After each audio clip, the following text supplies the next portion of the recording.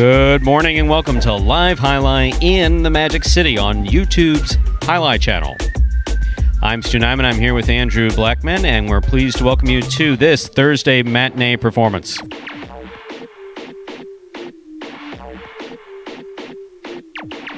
We have 9 games for you beginning at noon. In addition to fast and fun Jai-Alai action, each of today's games offer win, place, show, quinella, exacta, and trifecta wagering. And if these terms are new to you, we'll explain them throughout the performance. We also have a pick 3 wager that begins in game 4, a high-paying high 5 jackpot that begins in game 3 with a $2,000 guarantee, and the all-new Mighty Ocho jackpot beginning in game 1. Online wagering is available at watchandwager.com, but placing bets is not necessary to enjoy all we have in store for you today. We do not have any scratches in today's performance.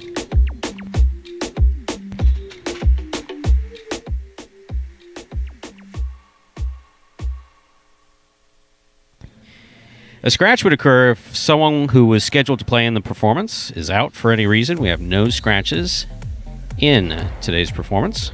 We do, however, have a return from a long-term scratch today. That's right. Legend is back. As I just heard in my ear, the opposite of a scratch. And we recognize that these are interesting times going on right now. Some of you still sheltering in place, some of you beginning to venture out. Many other things going on here and there, but if nothing else, we're very glad that we can bring you live Jai-Alai action as sports entertainment. We're glad to do that here at Magic City. So wherever you are, we hope you're safe, healthy, and as happy as can be. We now welcome you to sit back and relax because at 12 noon, it's time to play Jai-Alai. Hi, Andrew. Stu, back for week number 6 already. I can't believe it's been 6 weeks. 6 weeks. We've been out and about and doing it. Flies by when you're having fun. Really does. Really does. And Legend back. Legend's back. Very excited. Been a long time since he's been back out on the court. His injury was, I believe, last August. Yeah. So 10 months. 10-month recovery. It's a pretty significant knee injury, and in other sports when this type of it was ACL related, I believe. Yeah, and from familiar with other sports, and that type of injury does take a really long time to recover, and you just want to make sure that you're fully stable, and obviously the mental part of it as well. And Legend, strong athlete, really determined guy. Good to see him back out here, and we'll be excited to see how he plays. It's been a long layoff. We talk about certain guys when they've had. This has been a much longer rest than anyone has had, but, obviously Legend is fresher, is coming back, but has not played for a year. All these guys have been going out. They've been progressing at a substantial rate over the past time where he's been hurt, so that's going to be interesting to see where he sort of fits in as this goes on. At the time of his injury, he was consistently playing in the later games in today's performance, and for Yeah. those of you who are new to Jai-Alai, we know that there's some of you out there. We have 22 players on the roster of varying skill levels. So the strongest players come out in the latest games. The 2 strongest singles games are actually at the end of the performance in games 8 and 9. Our first game, those players aren't as strong as the strongest players. I hesitate to say weakest, but they're weaker, but it's by no means weakest. And that's a good place to start. If you've had reconstructive surgery on your knee, that's probably a good place to start. Right. It's like rehab starts in other sports. In baseball particularly, Legend's a baseball guy. You don't necessarily start right back in the majors if you're going through a significant injury. You start in those lower leagues, AA, AAA, work your way up for a couple of weeks, then get back into it. So, giving him time to adjust to maybe a slower speed of the game in those earlier games. And then as you see, it gets a little bit faster. Balls coming harder in those later games. So, it's slow. You give him time to, have the game slow down for him, especially with that long layoff. And then we'll see where he goes. Fits right back into those middle games or maybe even to some of those late games. Quite the athlete. He's got a professional. He played quarterback for the Canes and then played minor league baseball in the Devil Rays organization. So quite the athlete. One of the original guys from the start, 3 years. So see how Legend plays. Was a quarterback on, what year was it at UM? It was sophomore year. Not sure. Maybe George, you know the year? No, not exactly sure. But the year, former UM quarterback. Yeah, UM quarterback, minor league baseball. So tons of athletic ability in this guy. So will be exciting to watch. And again, for that Fantasy Jai-Alai, we're doing Fantasy Jai-Alai again, official week number 2. You have a couple more minutes to get those entries in for fantasy for this week. FantasyJai-Alai.com is the link, FantasyJai-Alai.com. If you have yet to get those picks in, a couple reminder emails have been sent out. And the link on your screen right now. Just follow that link. If you'd like to join, we have new contests available every week, so you do not need to have played last week to be in this week. And then the person with the most points at the end of the week will win a prize courtesy of Magic City. And last week's winner should have received an email and will hopefully be getting their Magic City gear soon. What are they getting? I believe it's a Magic City Jai-Alai hat. You believe? Yes. Yeah. I know for sure. You know for sure? No, for sure. I'm not sure what the colors are, so it's good. We've got Lindsay here, and we'll talk. So we'll see what the options lovely Lindsay, we've got. our executive producer's here. No in- one's seen her in months, I don't think. I think I saw her in March, I believe it was. It's been a while, but it's good to have her back, and we'll get the color varieties. Not sure what we had. I know we had orange, we had a bunch white, a bunch green, a bunch of different stuff. I like the black Magic City Jai-Alai hat. I've said that multiple times. So please let us know. Email has been sent out. I believe it was sent to Albert. So, Albert, congratulations on a great week of picking, and let us know. And when do they have to have those? They got to be in by 11:59, so you got a couple more minutes here before. Like 3 more minutes. About 4 more minutes. Yeah, we may hold it a couple seconds right before Game 1 starts. But yeah, a couple more minutes to get those in. FantasyJai-Alai.com for week number 6. And before we get into the action for today, we got a little video explaining the scoring format. For the first 8 games of this performance, they will feature spectacular 7 scoring, and this video will help explain it all. Take a look. Spectacular 7 singles games are played with 8 players. Each player wears a different color jersey numbered 1 through 8 on the front. These numbers are traditionally referred to as post numbers. Post numbers are used to signify the order in which the athletes will play in a game. These numbers are also used for betting purposes. Don't be confused by the numbers on the back of our jerseys. Those are just for fun. Each game begins when the player in the post 1 red jersey serves to the player in the post 2 blue jersey. The served ball must land between the 4 and 7 lines marked on the court's side wall. If the ball lands between those lines, the serve is good and play continues until one of those 2 players wins that matchup. The player who loses the matchup exits the court and waits for his next turn at the end of the rotation. It's important to note that every game has 2 rounds. The first 7 matchups in a game make up round 1. Each matchup in round 1 is worth 1 point. Round 2 refers to all matchups that take place after the 7th and final matchup of round 1. The number of matchups in round 2 varies from game to game. And in round 2, each matchup is worth 2 points. The first player to earn 7 points wins the game.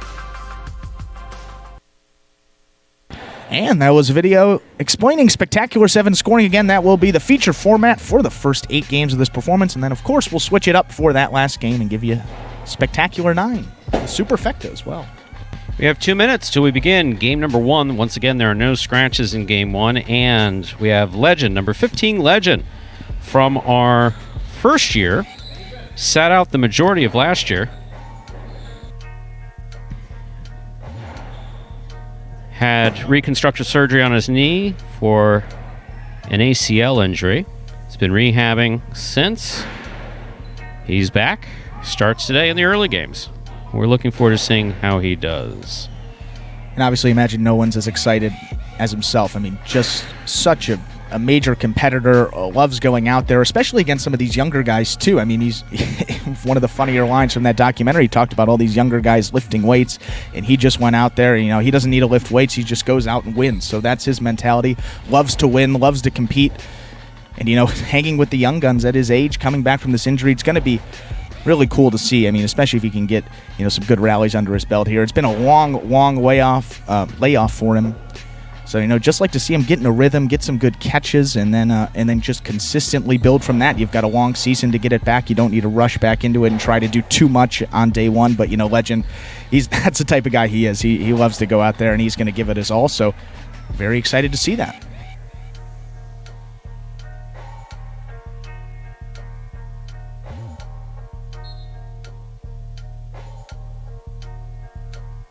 And with that, we're ready to begin game number 1, first game of this Thursday matinee performance. A spectacular 7 singles match. Played at 7 points. Points double after the first round of play.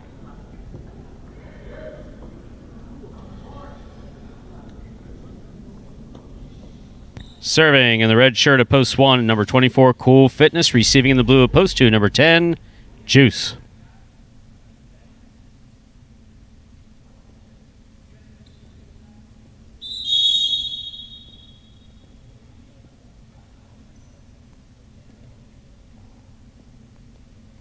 Cool Fitness serves. We begin game 1.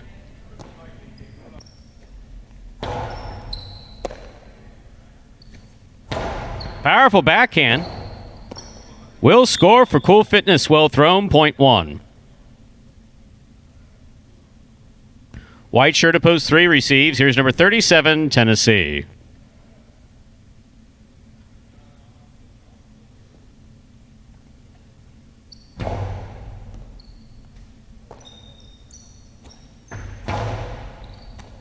Ball in and out of Cool Fitness to Sesta.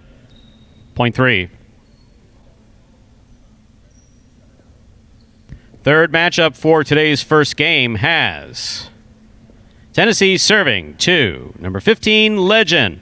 Welcome back from a long injury. Hope he does well.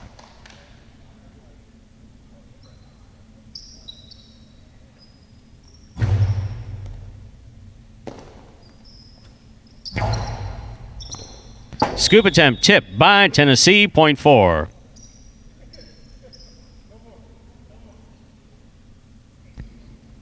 Our next matchup has Legend serving to the black shirt of post 5.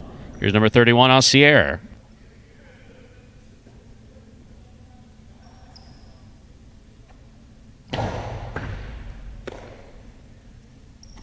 Powerful backhand throw by Aussier. Forehand rebote. Out of play. For Legend, point 5.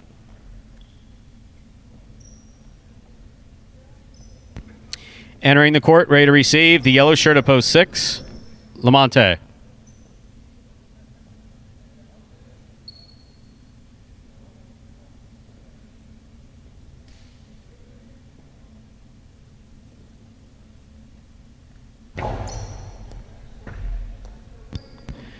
Lamonte from the backhand, low to the inside, gets by Aussier, and scores off the second bounce, point 6.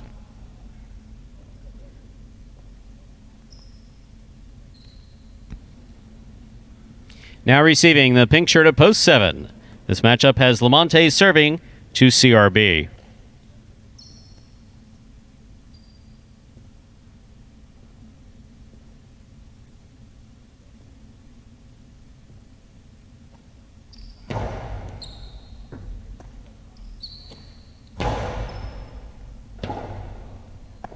Forehand rebote, swing and a miss, mid-court, point 7. Here now to complete the first round and receive. Wearing the purple shirt of post 8, number 30, Diaz.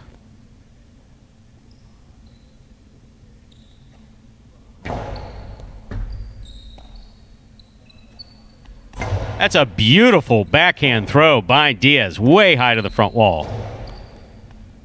Catch by Diaz, he winds it up. Back to the inside he goes. Rebote left side, it's a 2-all. Diaz juggled it, point 7. That completes the first round of play, and all matchups are now worth 2 points. First to return in the second round, Juice.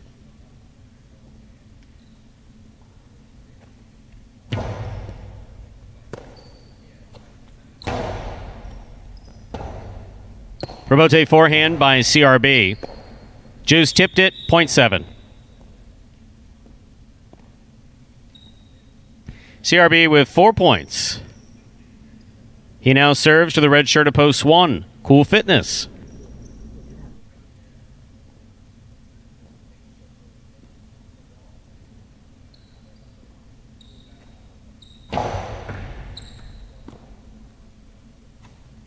Cool Fitness comes strong from the forehand.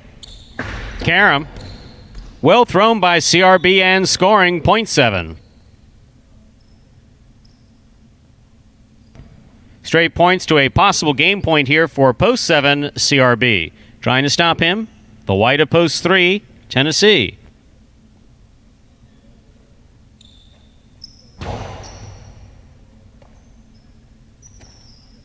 Strong backhand throw by Tennessee.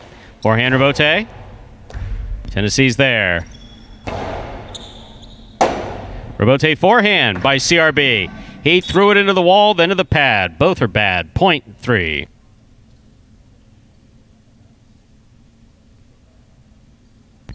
Tennessee has 3 points in this next matchup. He serves to Legend.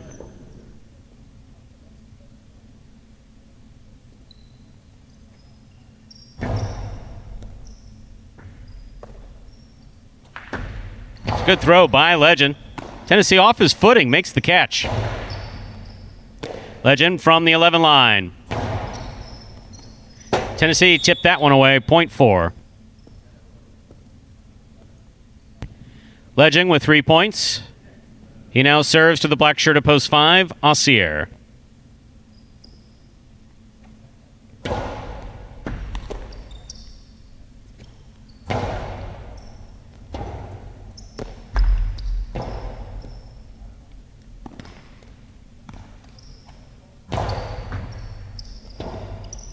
Rebote, it's a 2-all by Legend, and it scores point 4.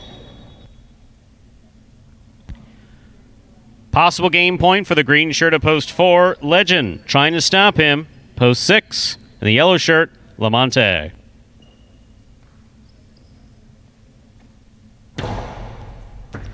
Point and game 4. The green shirt at post 4. Welcome back to Kenny Kelly, known as a Legend.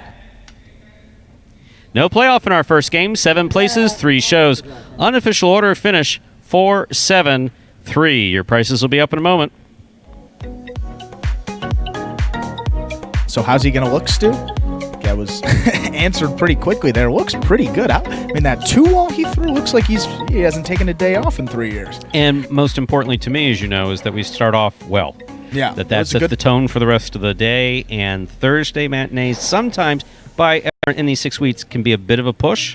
Has been. Yeah, traditionally. It has been. It can be a little difficult. The guys have been off for 3 days, but no, high degree of motivation on the court, and congratulations to Legend coming back well from that injury. And looking at that, no time at all. He'll be back in the late games. $1 Quinella, 4-7. That's 4-7 or 7-4. $56.20. That's first and second in any order. The trifecta, 4-7-3. That's first, second, and third place finishing, $573. There's a consolation in the win pool. No one had 4 to win. So 7 to win returns $4.80. Up next, ladies and gentlemen, is our second game. It's a spectacular 7 singles match. It's played to 7 points. Points will double after the first round of play. Once again, this performance is scratch-free. Post time for Game 2. 7 minutes away. And before we get into our second game of the week, we have a little video. This one, Winning and Losing, explaining just some of the few rules in the sport of highlight. It's the difference between staying on the court and heading back to the bench. Here it is. The main rule of highlight is simple. Players must catch and return the ball in one fluid motion. Sounds easy enough, right? So how do you win? You can win a matchup simply if your opponent overserves, underserves, or serves the ball out of bounds. On the flip side, your opponent wins the matchup if the serve is so good that you fail to catch and return the ball to the front wall. If your opponent fails to catch the ball before it bounces twice on the ground, or if your opponent's cesta makes contact with the ball but doesn't catch it, then, in both of those cases, you win the matchup. You can also win a matchup if the ball bounces around in your opponent's cesta during an attempted catch. This is called juggling, and it's illegal in highlight. Another way to win a matchup is if your opponent throws the ball and it lands out of bounds on its return from the wall. The overall game strategy for a highlight player is to make it difficult for an opponent to reach the ball in time or to execute a rebuttal play.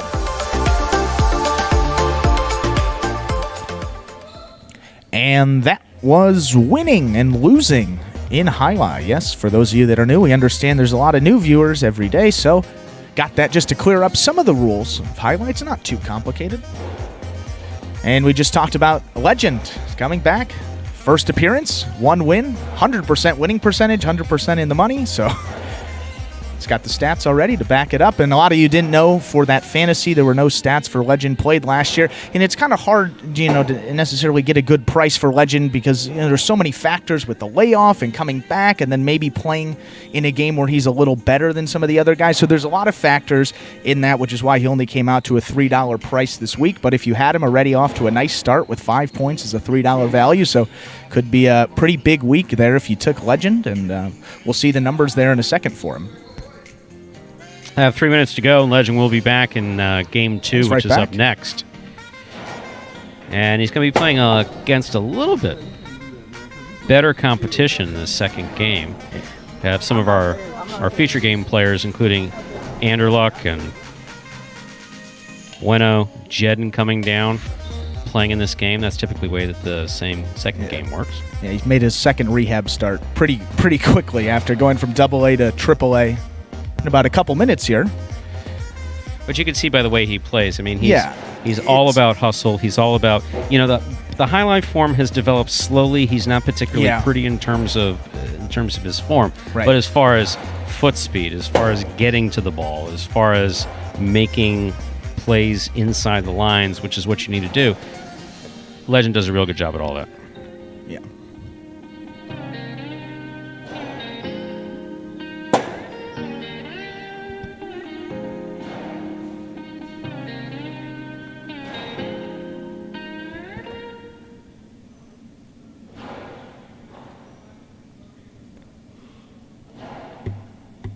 Yeah, and I think this, just looking at the lineup in Game 2, this is more of an indicator. When Legend went out, these were some of the guys that he was really playing against, these middle game guys. So this is going to be more of an accurate test. We talked about increasingly get better in the quality in terms of these singles games.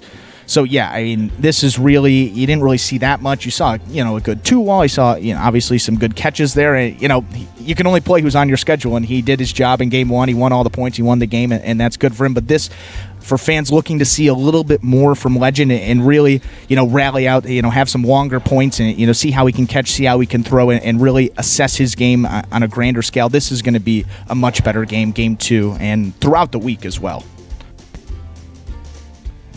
And speaking of Game 2, we got 1 minute to go till we start it. Game 2 begins in just 1 minute.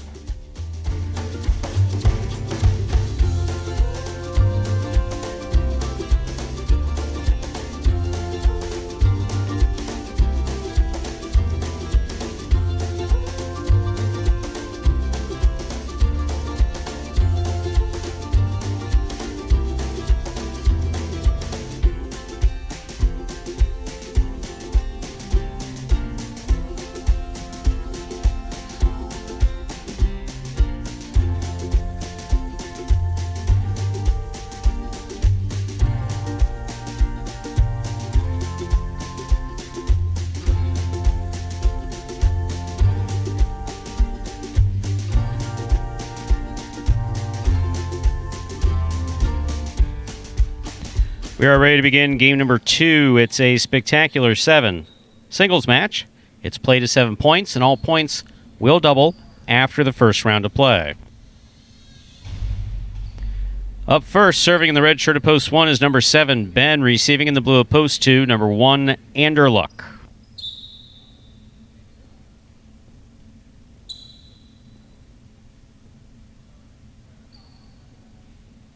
Ben serves. We begin game 2.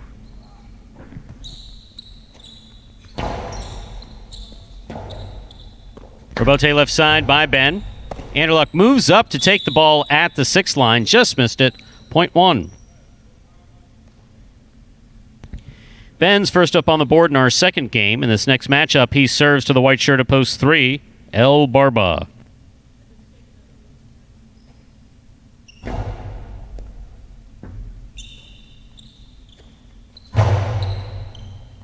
Rebote's up. 2-all by Ben. Will score. Point 1.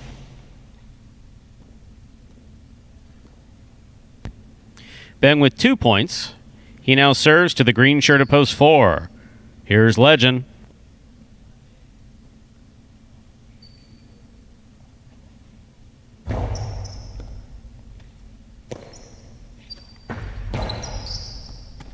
Catch on the forehand of Ben. Legend moves up to take it in the air. Hard backhand thrown by Ben's gonna score. Point one. Ben with 3 straight points. In this next matchup, he serves to the black shirt of post 5, Tennessee.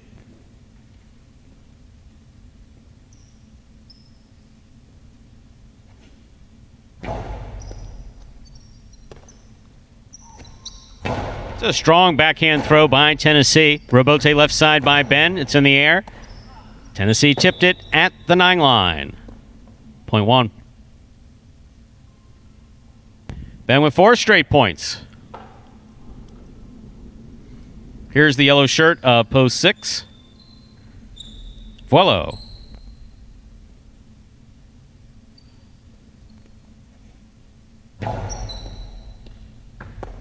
Ball missed at the sidewall. Point one.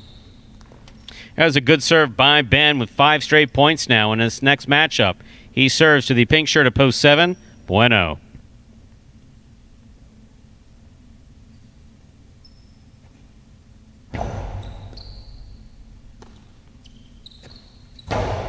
Strong backhand throw by Bueno. Ben for the rebote. It's a 2-all rebote, and it's wide, way wide. Point 7.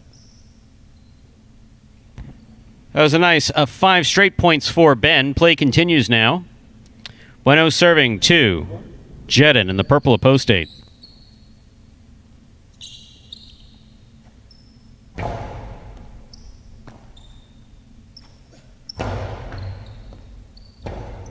Bueno for the rebote. Left side. Caught in the air by Jedin. Jedin goes deep. Rebote forehand save. Missed by Bueno. Point 8. That completes the first round of play, and all matchups are now worth 2 points. First to return, post 2, Anderluck.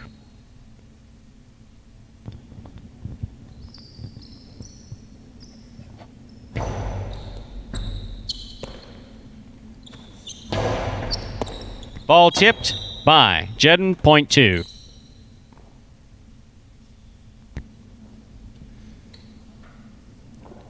Anderluck with 2 points. Receiving, post 3 in the white shirt, El Barba.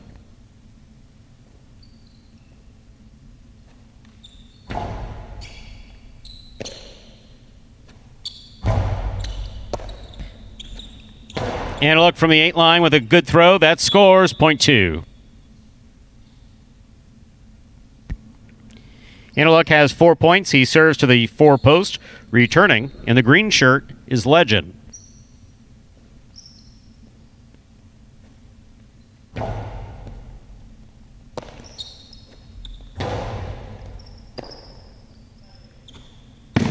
Cortada attempt by Anderluck. Missed and hit the pad. Point 4.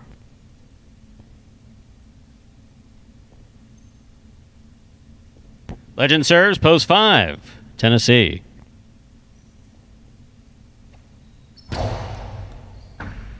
Great serve by Legend. Big backhand by Tennessee. 2-all, way off the court. Point 5. Our next matchup has Tennessee serving to the returning yellow shirt of post 6, Vuelo.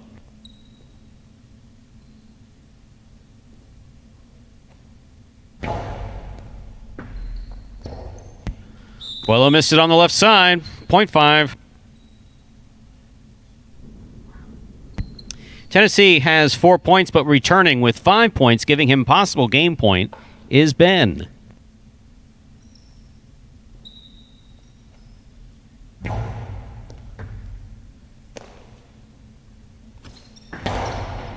Great catch by Tennessee, almost in and out of the cesta.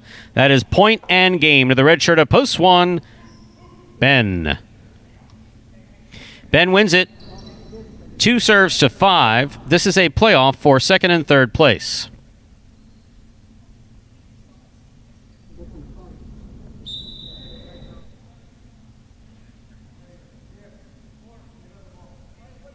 And Diaz was in a little hurry there to start practicing.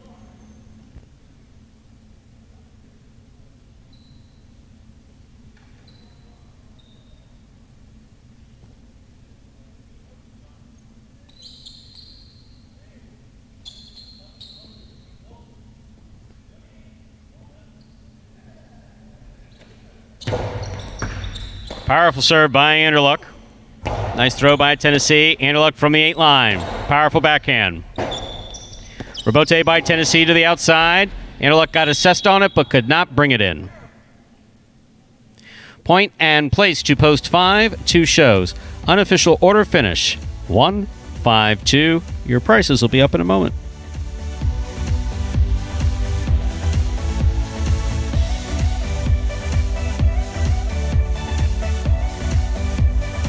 Results from Game 2 are official as posted. Coming in first, post 1, Ben. Taking second, post 5, Tennessee. Coming in third, post 2, Anderluck. 1-5-2 is the official order of finish for game number 2.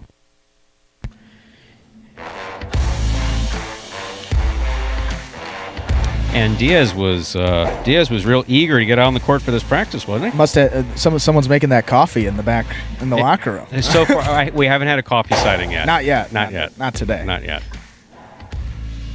There are your prices from Game 2.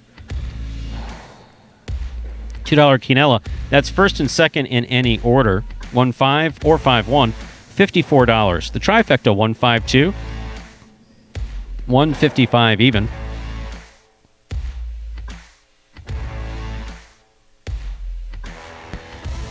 Up next, ladies and gentlemen, is Game 3. Game 3 begins the High 5 jackpot. If you want to play today's High 5, you got to get those wagers in before the beginning of the third game. To play the High 5, you correctly pick the winners of games 3, 4, 5, 6, and 7.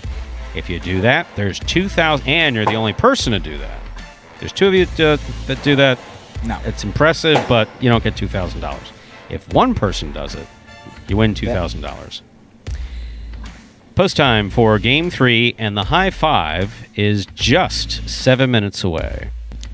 I think Diaz is eager to get back out there with Anderluck. They played a couple less games in those doubles. Game 3, first doubles game of the day. He knows that they need to get on a little run if they want to sneak back in the money. So makes a little sense. Diaz, Anderluck in the one post there for game number 3 and need a couple wins. They played a couple less. Diaz has been dealing with a couple injuries, so we'll see how that goes.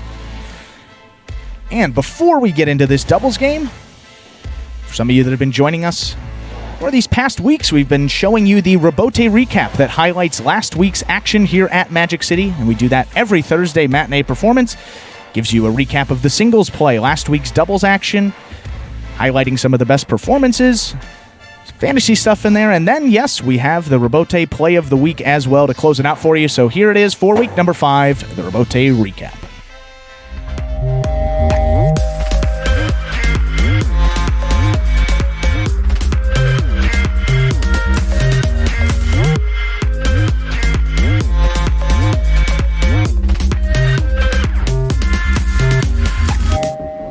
Week 5 of the 2020 season gave us some of the most entertaining, competitively balanced, fast-paced highlight action we've seen so far at Magic City's Fronton. Douglas continued his impressive run, adding 4 more victories to his singles total. The Wonder Boy's 23 singles wins so far now puts him 3 games ahead of his closest challenger, Ikeda. Following his Week 4 Golden Cesta-worthy performance, number 23 banked 3 more hard-fought games, giving him a total of 20 for the season. With only 3 games separating these 2 young guns, it seems like it's going to be a neck-and-neck race to the singles championship title and that $15,000 bonus prize at the end of the season. This week's Golden Cesta winner is none other than Magic City's 2018 singles champion, Anderluck. Number 1 proved that he's determined to get back on top. Entering Week 5 in 3rd place, Magic City's Winter Soldier fired a deadly dose of powerful serves and unstoppable kill shots that had his opponents making that dreadful walk back to the bench all week long. Just when it seems like he might be stuck in second gear, Anderluck has a knack for kicking it up a notch and leaving his competition in the dust. With his roster high total of 5 wins in Week 5, Anderluck is back in the singles championship conversation as he enters Week 6 with 19 wins under his belt. We have officially reached the halfway point in the first doubles tournament of Magic City Jai-Alai's 2020 Doubles Championship Series. Going into Week 6, a few teams have certainly separated themselves from the pack. Our leaders, Douglas and Lamonte, stormed out of the gates, winning their first 3 doubles games of the week last Thursday. However, their fiery start fizzled out as they found themselves in the win column just one more time before the end of Week 5. Even with their slightly dampened performance, Douglas and Lamonte ended the week with 4 wins and currently hold a 7-game lead on first place with 18 total doubles victories. The team of Bueno and Tennessee also claimed 4 victories of their own, with a great combination of front court aggression by Bueno and backcourt consistency by Tennessee. Bueno and Tennessee now go into Week 6 with a total of 11 wins and their sights set on blazing their way to the top of the leaderboard. The other 2 teams currently in contention are Carballo and Juice and Osier and Kubala, who both stand a fighting chance with a total of 8 doubles wins. Week 5 proved that the team of Douglas and Lamonte are in fact human. We're all waiting to see if they can get the train back on the tracks in Week 6, or if this derailment will allow some of the other teams to gain crucial momentum. We'd like to give a special shout out to our first official weekly Magic City Fantasy Jai-Alai winner, the team called Fluffiton. Week 5 at Magic City Jai-Alai was the first official week of Magic City's Fantasy Jai-Alai League, powered by the Jai-Alai Channel. Here's how it works. Every week, members of the league draft a new fantasy team of 3 singles players and 1 doubles pairing. The objective is for league members to build the highest scoring fantasy team using a fictional $21 budget every week. The fantasy team with the highest point total at the end of each week will win a prize. Plus, at the end of the season, a specialty prize will be given to the fantasy team with the highest overall points total. Every week is a fresh start to earn points for your fantasy team, so new members can join the league at any time. More details regarding the Fantasy League can be found on the Instagram page at Jai-Alai Channel. Visit fantasyjai-alai.com to join the league, draft your fantasy team, and start winning. This week's Rebote play goes to the Admiral of Magic City, Lamonte. After a full career in the U.S. Coast Guard, Lamonte made the transition to professional Jai-Alai just about 2 years ago. Though he has slightly less experience on the court compared to the other players, he makes up for it by being full of heart and unparalleled determination. His improvement is becoming more noticeable every day, as evidenced by this picture-perfect outside placement Rebote. Watch number 26 at work in this Rebote Play of the Week. Here's Osier from the 8 line. Strong backhand throw by Osier. Lamonte to the outside. Gonna score. Point 1.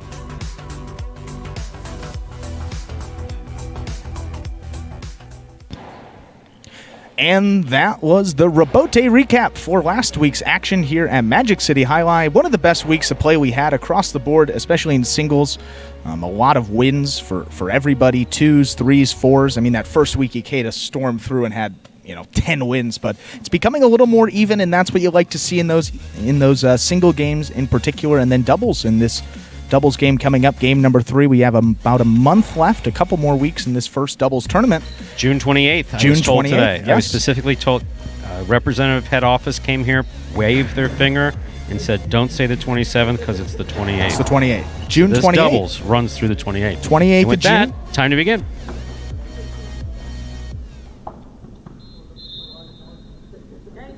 We're ready to begin our third game, a spectacular 7 doubles match. Play to 7 points. Points double after the first round of play. This is the first of 3 doubles games in today's performance.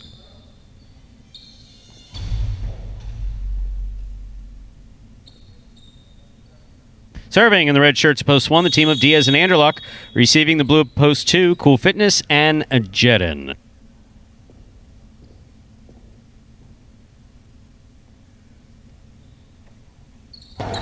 There's the serve to open things up. Good catch by Anderluck. Tenard back to the 10.5 line. Diaz is there.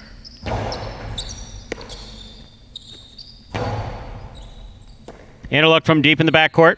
There's the backhand. Scoop high on the forehand. Beautifully caught by Anderluck. Jedin on the Rebote. Anderluck is in the front. Diaz is in the back. Jedin was in the back throwing Rebote. Everybody's all over the place. Point 2.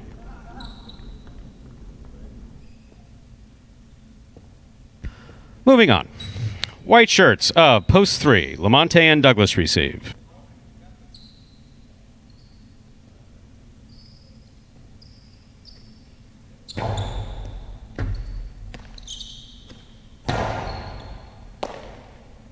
Good catch by Cool Fitness. Douglas now from the 11 line. There's a hard throw, passing Jedden. Jedden calls for the rebote. Nice thrown by Jedden. Karam scores. That was a beautiful throw by Douglas. Point 3. Green shirts at post 4 receiving. Bueno in Tennessee.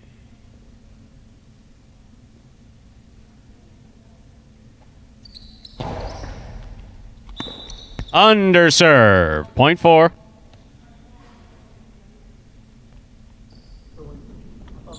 Our next matchup has Bueno serving to the black shirts at post 5. CRB and Vuelo receive.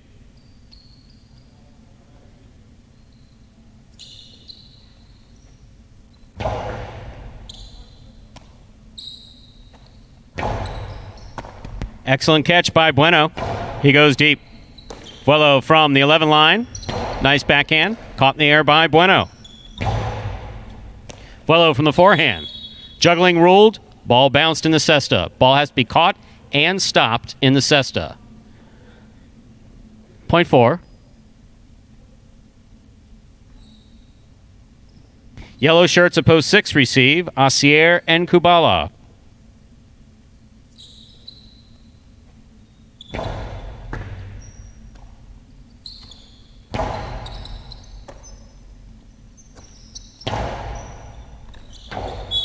Ball tipped in the backcourt, point 4. This matchup has Bueno serving to the pink shirts of post 7, El Barba and Ben.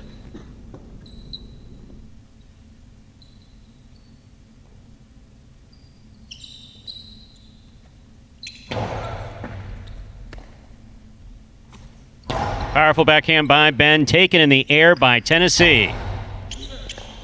Ben went to scoop it and tipped it. Point 4. 4 straight points for the green shirts of post 4. Bueno in Tennessee. This matchup has Bueno serving to the purple shirts of post 8. Juice and Carballo. This will complete the first round of play.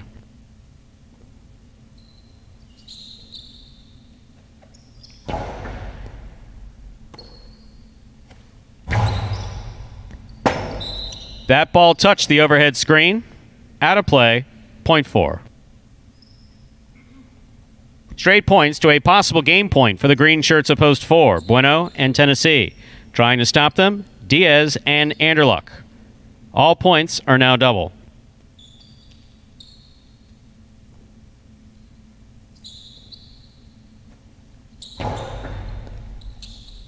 Anderluck from the forehand. Hard throw. Good catch by Tennessee at the 13 line. Anderluck from the forehand. Passes Bueno. Tennessee on the right side, back against the wall at the 13 line. Diaz reaching up, makes the catch. There's the backhand. Bueno bobbled it, dropped it. Point 1. That was an excellent straight point effort by Bueno in Tennessee. This next matchup has Diaz serving to the blue of post 2, Cool Fitness and Jedden.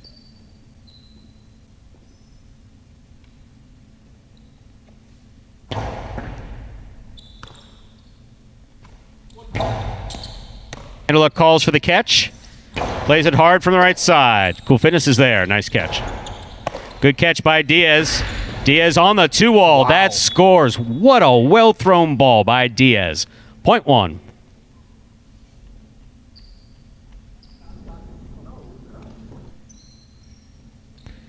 Post 3 receives. Lamonte and Douglas.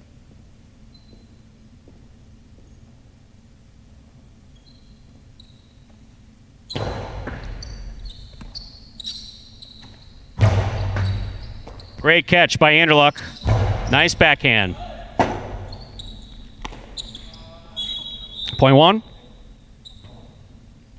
Possible game point for the red shirts of post 1. Diaz and Anderluck. Trying to stop them. Post 5. CRB and Vuelo.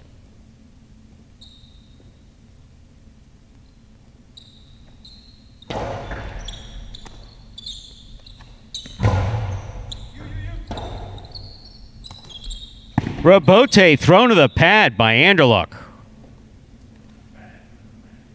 .5. Play continues.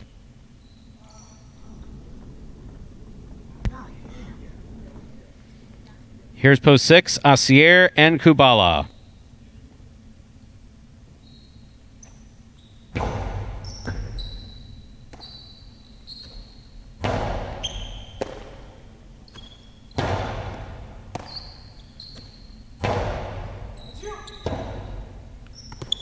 Nice rebote. This one falls short, though. .6.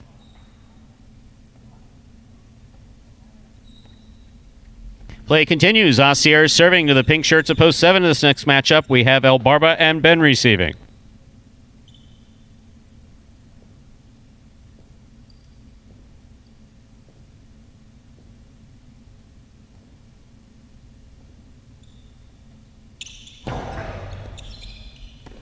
Ben on the backhand.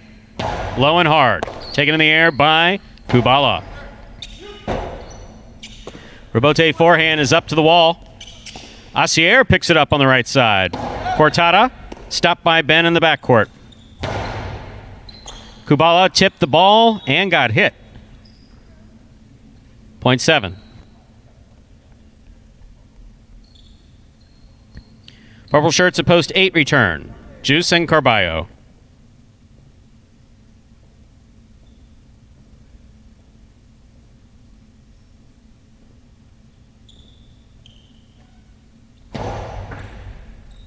Carballo on the backhand. Low and hard. Taken in the air by Ben.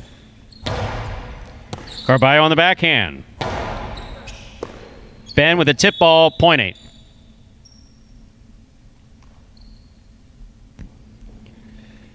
Eight has 2 points. Returning with possible game point are Bueno and Tennessee.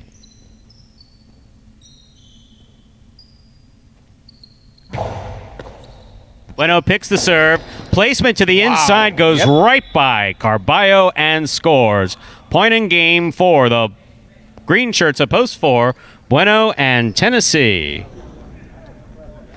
4 wins it. 1 comes in second. 5, 6, 7, and 8 will pair off and play off for third place. 5 first serves, 2, 6.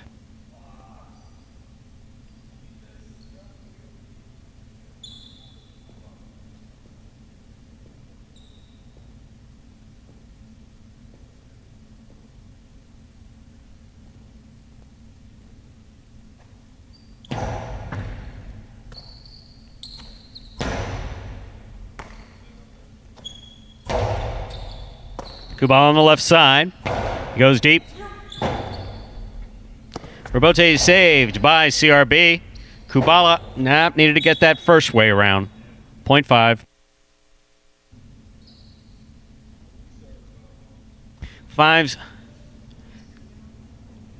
7 now serves to 8. Winner of this point meets 5 in the continuing playoff for third place.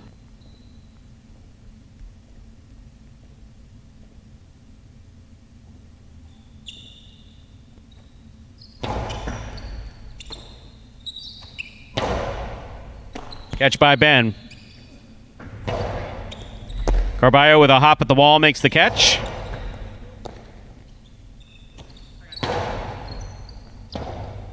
Rebote forehand by Carballo.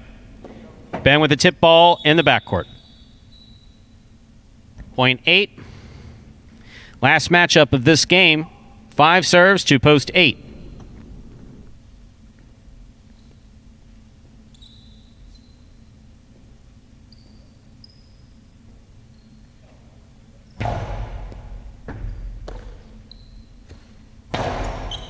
Good catch by CRB on the left side. Carballo from the 11 line.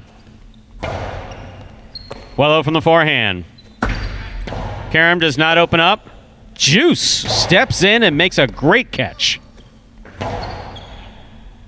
Carballo for the rebote. Wow. Just above the pad and a great catch by Vuelo. Carballo for the rebote.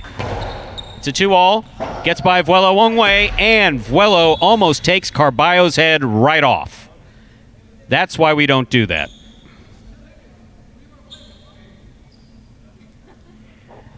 Wow. Okay.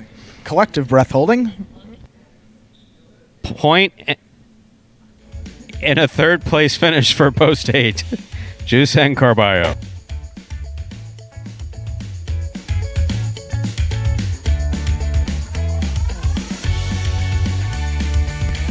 Okie dokie. Results from game number 3. Our official coming in first, Post 4. Bueno and Tennessee taking second, Post 1. Diaz and Anderluck coming in third, Post 8. Juice and Carballo.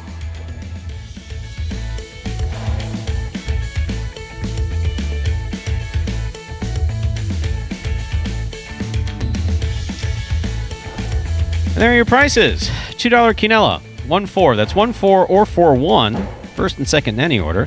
$54. A trifecta, 4-1-8. $206 even.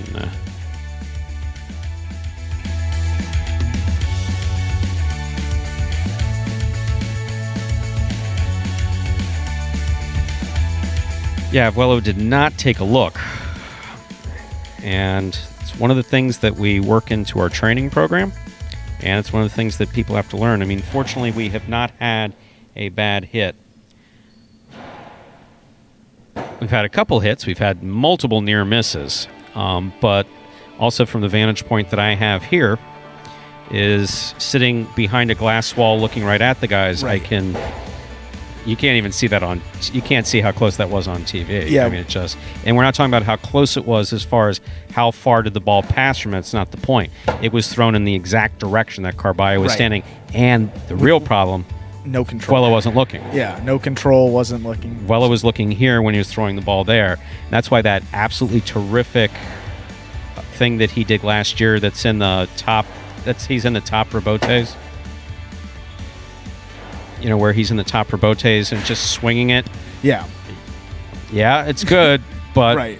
but not Dangerous. looking has some very serious potential issues associated with it. So, okie dokie. Up next, game 4, spectacular 7 singles match. Play to 7 points, points double after the first round of play. And between these games, Stu, we actually got a couple new pieces of content that are coming in. This one is a fantasy highlight review. Pretty excited about that. So kind of similar to what we're doing with the Rebote recap, where you recap last week's action. We're going to do the same thing with fantasy. It's not going to be nearly as extensive as the Rebote recap. That's a couple-minute video recapping all that type of stuff. But we're going to update what happened, who won, some of the points, maybe some of the surprise players who played particularly well that week. So just giving you all those fantasy numbers in its own separate video. So this is the debut of the fantasy highlight review. So everyone, take a look.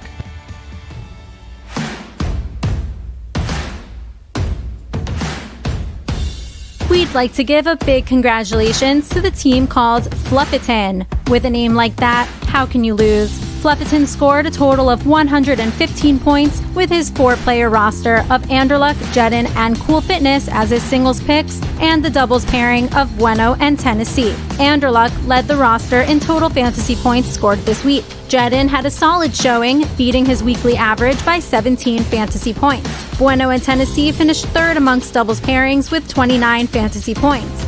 But the real MVP was Cool Fitness, who undoubtedly was the value pick of the week. As a $3 value, Cool Fitness finished 5th overall amongst singles players with 31 points. He came behind players with $9 and $10 values like Bueno, Douglas, and Decatur.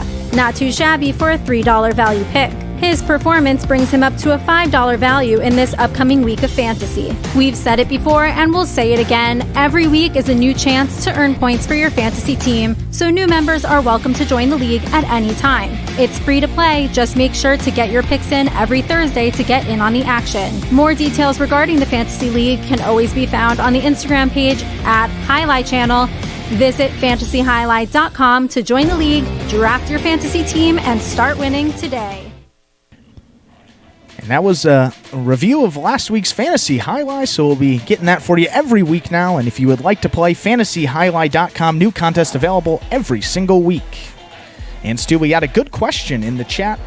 It sparked a little bit of chatter already, and it was about the serve and the bounce of the ball. You see that service line, the 11 line.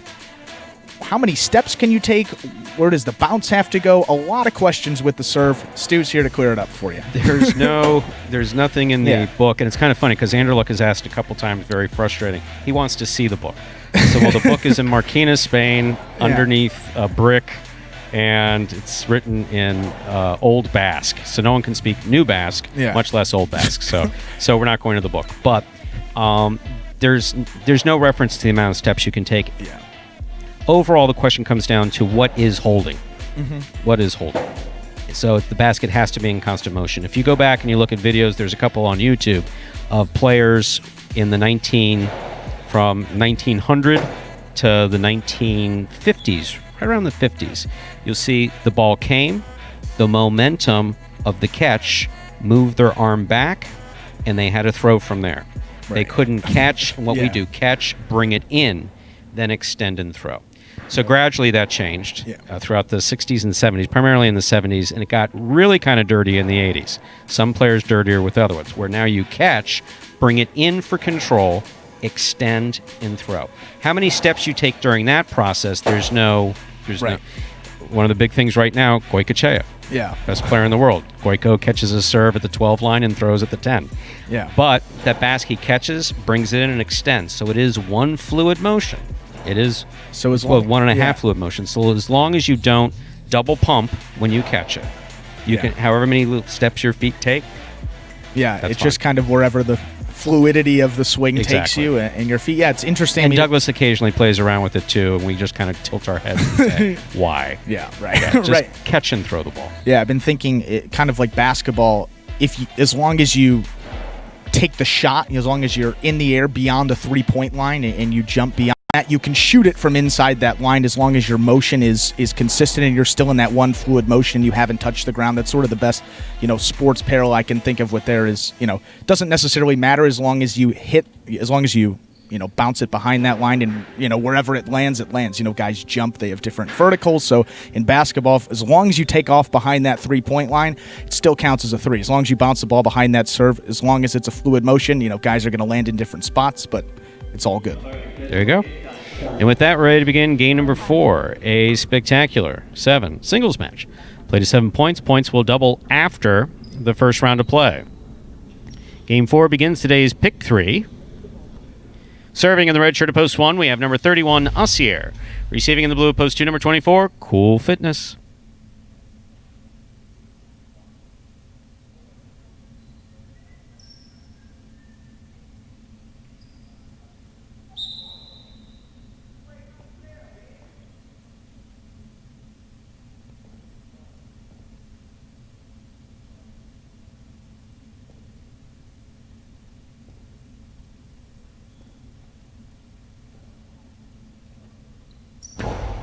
There's the serve. Game 4 has begun. Asier with a drop ball at the 9 line, point 2.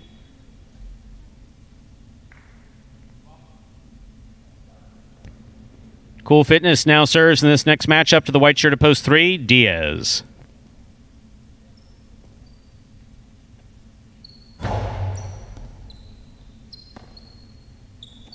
Diaz with the backhand to the outside. Cool Fitness takes it in the air. Diaz from the 10 line. There's the backhand. That ball thrown off the court by Diaz, by Cool Fitness rather. Point 3.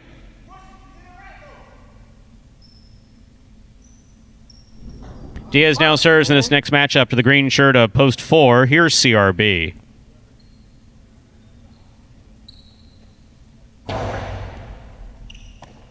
In and out of the cesta the ball goes. Good serve by Diaz, point 3.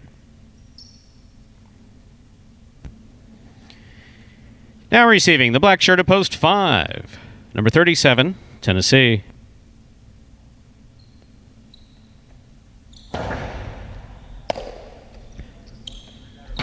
Whoa, turnabout is fair play. That was a tough serve by Diaz. Crossing the sidewall like a double serve. Tennessee grabbed it, threw it outside. Point 5. Outside placement scoring 4. Tennessee. Here's the yellow shirt of post 6, Lamonte.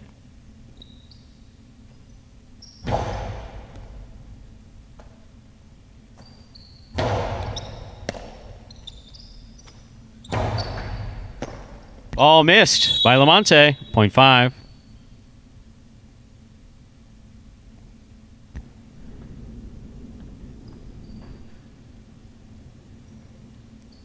Receiving, pink of post 7, Juice.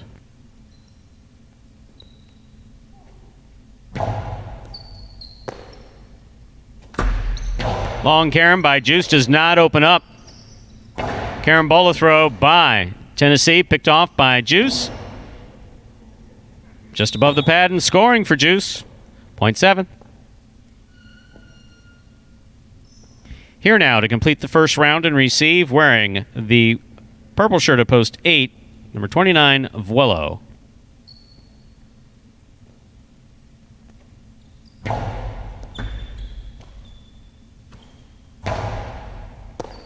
Catch by Juice. Backhand to the outside. Vuelo caught it. Returns it. Juice tipped it. 0.8. That completes the first round of play, and all matchups are now worth 2 points. First to return in the second round is Acier.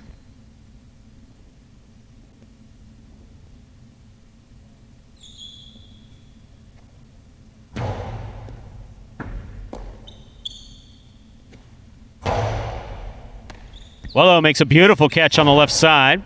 Robote coming out. Acier can't get it above the pad. 0.8. Vuelo has 3 points. In this matchup, he serves to the blue of post 2, Cool Fitness.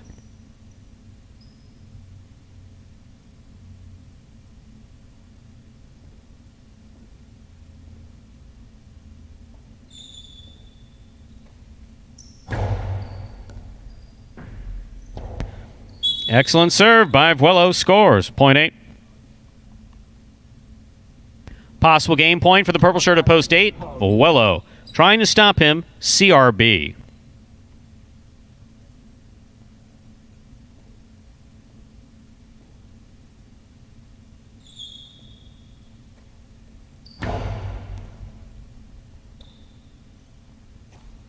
CRB comes over the top.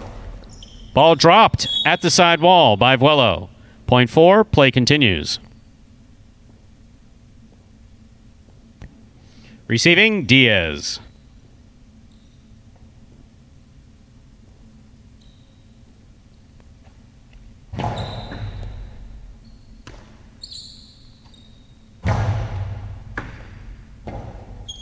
Robote left side to the inside. Diaz chased it down.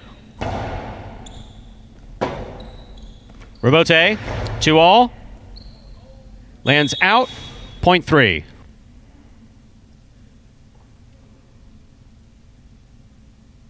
Diaz has 4 points. He serves to post 6, Lamonte.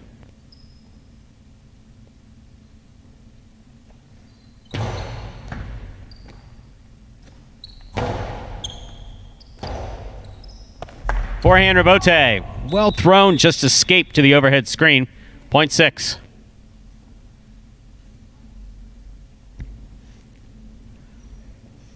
This matchup has Lamonte serving to Tennessee in the black shirt of post 5.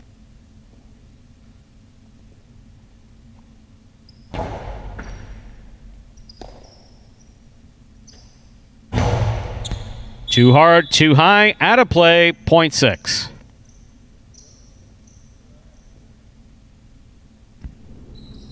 Lamonte with 4 points. Serving to post 7, Juice.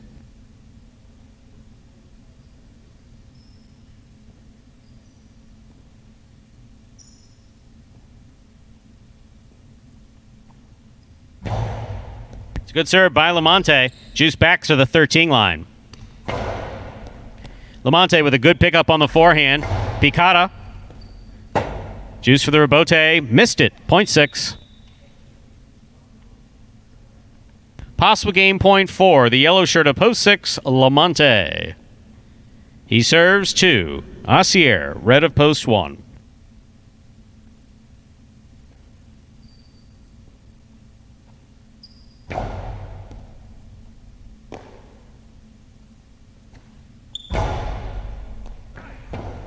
Ball roll tip, first time round, 0.1. Play continues in our fourth game. This matchup has Acier serving to Cool Fitness.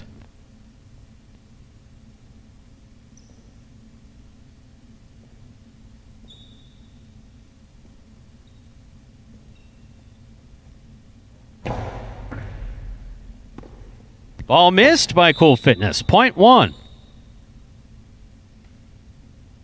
Asier with 4 points, but returning with possible game point is post 8, Vuelo.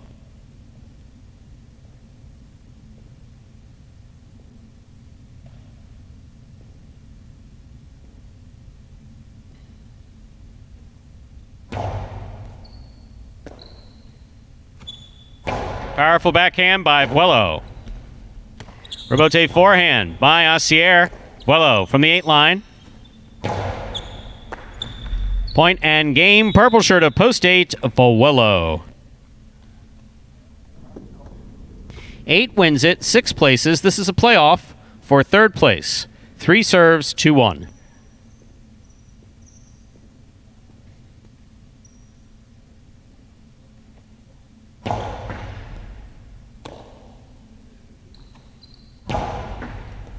Good pickup on the left side of Diaz.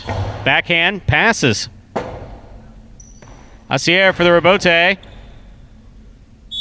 That landed out. Point and a 3rd place finish for Diaz. Unofficial order finish 8-6-3.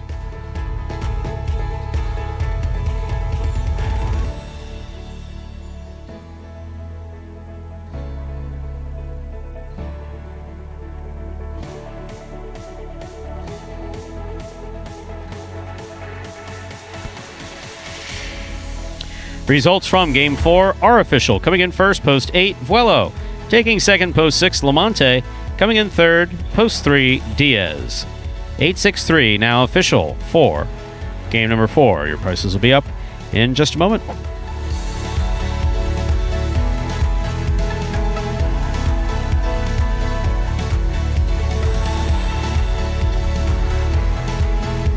And we're looking at some consolations in the Quinella, ladies and gentlemen. That is, no one had the 8-6 or the 6-8. So, Quinella, first and second in any order. 8 all, $4.20. 6 all, $6. Trifecta, the 50-cent price. 8-6-3, returning $209.50. That's a respectable win price, $19.60.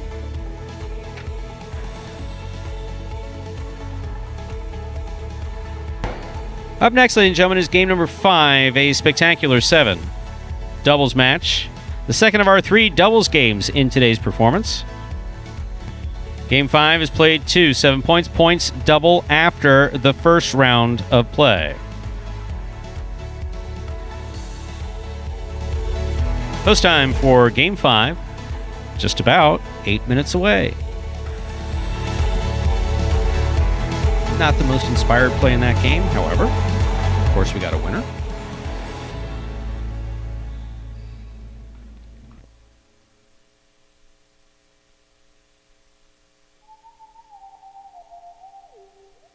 I would say my biggest motivation, definitely not to be the worst. I definitely don't want to be the worst out there, so every time I get out there, I try to be better than that person I'm playing with or against. When I go out there, I don't really care what they're doing. I just want to be better than them. Yeah, that would be my major motivation right there. I'd hope to accomplish just to place higher than I did last year or the year before that. Top 5. In this new 2020 season, I plan on just executing my shots a lot better to score the point and finish it as quickly as possible, and just continue practicing as much as I can. Just practice, practice, practice. Yes, and that was last game's winner, Vuelo, talking about practice and his goals for the 2020 season, and certainly paying off. I mean, coming into this year, there's been some chatter about Vuelo in the chat, and he had been struggling. Week 5, week 4 hadn't had the wins that he had in some of those earlier weeks, and I don't know if it's necessarily a matter of he's completely lost it. I mean, Vuelo, his jump from the end of last season to the start of this season was probably one of the biggest out of any of the players. So maybe in some of those, he was getting a lot of games, A, and B, he was really taking advantage of some of those games where maybe, because of, his unparalleled development, he was a little higher than some of the other guys in those games in terms of skill level. So good to see him get back in the win column there in game number 4, but he has been catching better, and it's been a little bit worse from the start. I mean, he came out, it was unbelievable. He had real problems on Sunday. I spoke to him about it briefly, and it's a mental thing. Yeah, it's a mental thing. He's distracted. He's absolutely distracted. He went through those 2 weeks where he was absolutely dominating. Weller was speaking about, where he was absolutely dominating, and his head was just completely in the game. So, for those of you who either know Jai-Alai or are new to Jai-Alai, and obviously are saying, well, they're professionals, his head should always be in the game. It's like, yeah, we would all like our heads to always be in everything that we're doing. But, like, right now, I am distracted by, I don't want to pick on you, but during those 3 days, did Andrew watch Willy Wonka? I mean, I'm distracted by that. I haven't asked you because I don't want to put you on the spot. We've got a good story for that coming later. I have a feeling that the answer is no, but with 5 minutes and no video coming up, do we have a video coming up or no? You don't. I don't. So with 5 minutes. So did you watch it? I didn't watch Willy Wonka, but this is crazy. So there's always this theory about how the phone listens, right? And the phone can hear when you're talking about it. So it's been a couple weeks. This whole Willy Wonka thing has been going on, and specifically the one with Gene Wilder. Right. So I'm scrolling through Instagram, I think it was yesterday, and I started to get a specific advertisement for a Willy Wonka themed slot game on my phone. And I told my dad the story, and he's like, how does the phone listen? What is it doing? He was freaking out. I said, Dad, I don't know either, but clearly we're talking too much about, there's been a lot of Willy Wonka chatter that the phone is now, there's a couple of things. It's the, don't want to bring this up, but, we got Willy Wonka, and then we got hair loss. It's been a big thing for this. Really? 22, man. Haven't even hit the Jordan year, and it's catching up. So those are the two ads. Well, start saving money. I had this on top. The hair that's on top right now used to be on the back of my head. Yeah. Yes, I had transplants in 2005, I think it was. Yeah, I mean that makes sense now that I'm not able to grow the stash. I mean it's an overall problem. Well, you take the hair from the back of your head, put some on top of your head, the rest on your upper lip. We're good to go. I imagine you can find a doctor to do it. Yeah, but no Willy Wonka. We are starting to get targeted advertisements for it though, along with a lot of different gaming stuff. So yeah, people that are saying, does the phone listen? Does the phone listen? That's weird because I've never even typed out Willy Wonka in a text message. I never wrote it out anywhere. It was all phone conversations. I mean, the phone's right here. It can hear us obviously while we're talking. So that's a little creepy, Apple. Oh, we're just being told that maybe it's a Ask Siri thing. I don't. I could have Ask Siri on. Yeah, I've never used Siri on my phone. Yeah, we don't really use. I don't really like talking to people in real life. I mean, basically, head office. You see, so head office came down and said, look, you're going to have to be more conversational. You're going to have to find something else to do with your life. And so I said, okay, well, I guess I can talk with Andrew about Jai-Alai. And they said, okay, that sounds like a good idea. And then the lovely Lindsay came in with suggestions on how I might be able to do that. And so that's what I've been doing. Yes. But apart from that, I don't talk to anyone else. I don't. Yeah, there was a criticism, not really a criticism made, but, someone within my home was basically like, you're awfully quiet when this is how I am. Yeah, Talking is not natural. No, not for, either of us were. It's a big jump from what it was last year to a whole two-man booth talking all the time. But as we said, it's fun, and we've got a guy with a ton of knowledge here, and then we got the stats. So I think it's a good team. We enjoy it. Oh, absolutely. No, I definitely have fun with this, but in small doses. Sure. 2.5 hours at a time. Yeah, right. And that's about it. Yeah, that's definitely about it. With 2 minutes to go, we are awaiting the beginning of Game 5. That's the second of our 3 doubles games. And obviously, one of the things that's different about doubles here at Magic City, we take 2 teams, we pair them up, and they play a season. The season currently runs through June 28th. $10,000 in additional prize money will be split by the first place finisher, $5,000 for the second. That's in addition to the prize money that they win for every game. Every game pays $100 for the win, $50 for second place, $25 for third, and we're the only Jai-Alai fronton around that when you play doubles, we double the prize. Novel concept. Not for the players. The players are like, you mean they don't do this everywhere? Yeah. And I've seen some players from Dania going, they do what? Yeah. So sure. Yeah, it's something unique. So no matter when you win, it's worth $100, but $10,000 extra on the line for that. Or $15,000 total for that for the doubles championship, which ends on the 28th. Yes. So you can root for one team, as they are really trying to work hard to get that prize money. Yeah, and Tennessee and Bueno, I mean, it looked like it was going to be Douglas and Lamonti running it out. Now Tennessee and Bueno have just really stormed back, been playing great highlight now. Douglas and Lamonti, so updating total doubles, 18 wins for Douglas and Lamonti. Tennessee and Bueno now all the way up to 12, so cut down to 6, that lead, which was, I think, almost as high as maybe, 7-10 a couple days ago. So see if they can get another one back right here, Game 5. Ready to begin our 5th game, a spectacular 7 singles match, a doubles match rather. Play to 7 points. Points will double after the first round of play. Serving in the red shirts, post 1, CRB and Vuelo. Receiving the blue, post 2, El Barba and Ben.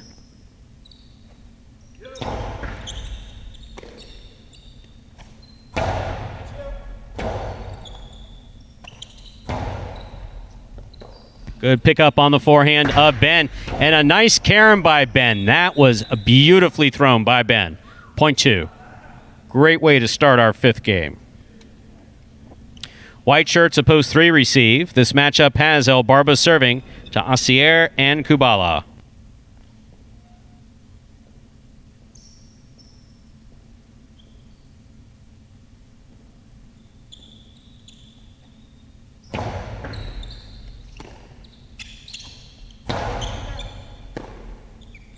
Big backhand by Ben, low and hard to the inside. Kubala picks it up. He goes deep. Robote for El Barba going for an outside placement that missed. Point 3.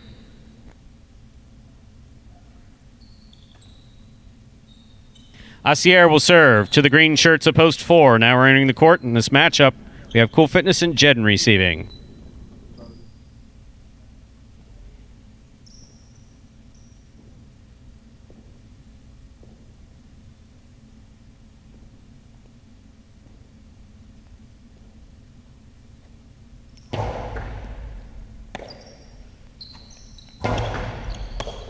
That ball grabbed a chunk of the side wall in a Magic City bounce. Asier was there, but that's really difficult to adjust to. Point 4.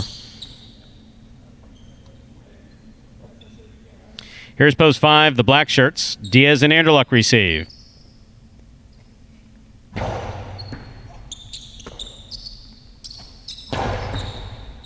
Cool Fitness from the 11 line.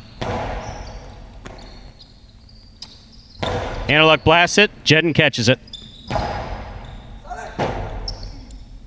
Forehand rebote by Diaz. He gets it past Jedden.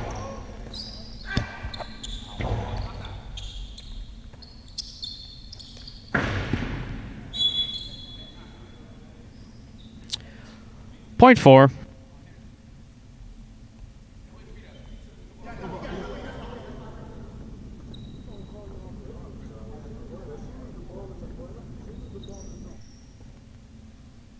Yellow shirts at post 6. Juice and Carballo receive.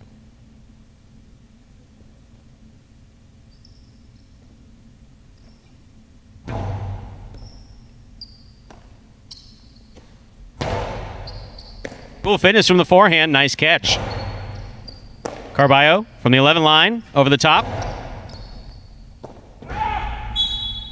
Point 6.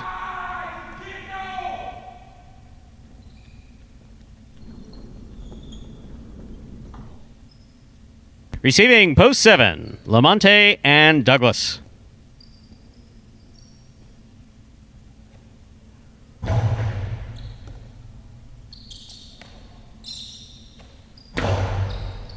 Good catch on the forehand of Carballo.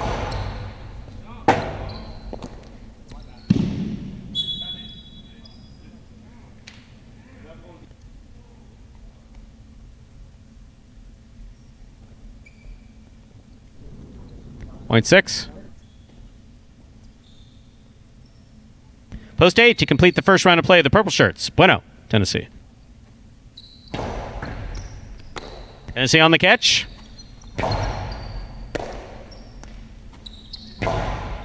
Here's Bueno. Low and hard. Carballo takes it in the air. He goes deep. Taken in the air by Tennessee.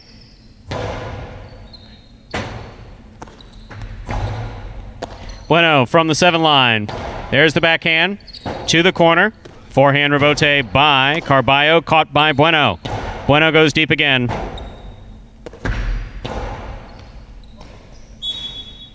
Interference. The point will be replayed. 6 serves to 8. Once again, Bueno going for the ball, Juice in the way. We'll replay that point. 6 serves, 8.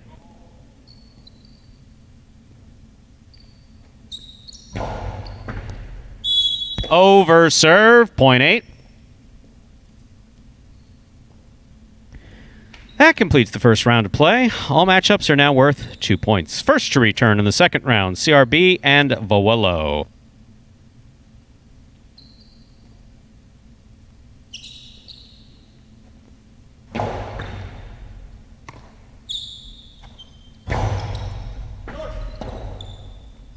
Bueno, rebote to the pad. Wow, point 1.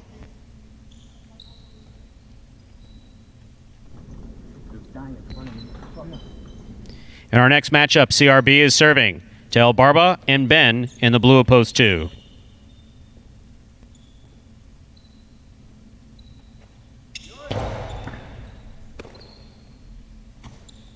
Strong backhand throw by Ben. Good catch by Vuelo. Forehand rebote missed. Point 1. One has 4 points. CRB is serving to the white shirts of post 3. Asier and Kubala.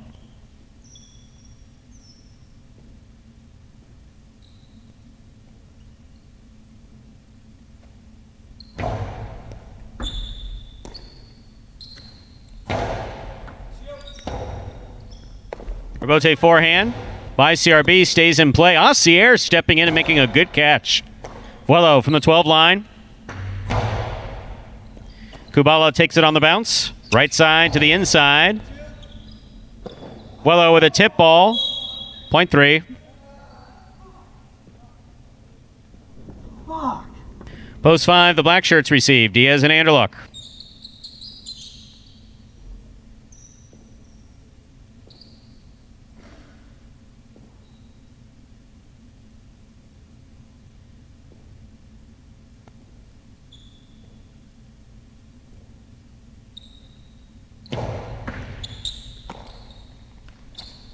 Powerful throw by Anderluck, crossing the sidewall perfectly. Kubala with a great effort to try to make that rebote. Good effort by Kubala. This point goes to the 5. In this next matchup, Diaz is serving to the green shirts of post 4. Cool Fitness and Jedden.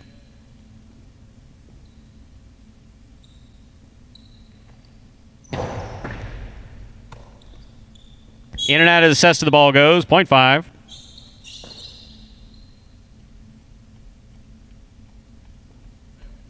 Five with 4 points, receiving post 7, Lamonte and Douglas.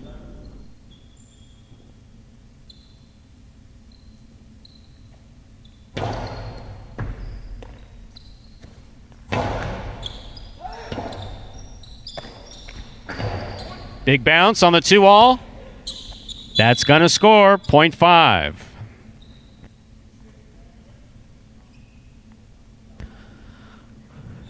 Possible game, point 4. Black shirts of post 5. Diaz and Anderluck trying to stop them. Post 6, Juice and Carballo.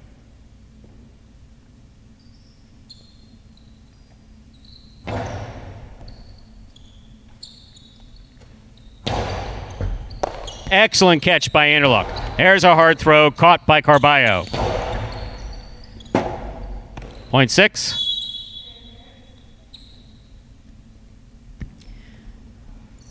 Juice and Carballo have 4 points. They serve to post 8, the purple shirts.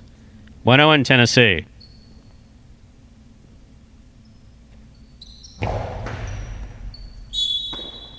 That's an overserve. Point 8.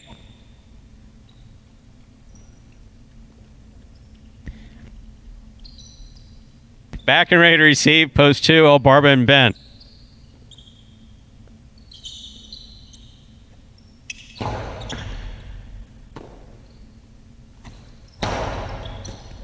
Ball dropped by Bueno, point 2. 2 with 3 points, serving to post 1, returning our CRB and Vuelo. They have 4 points.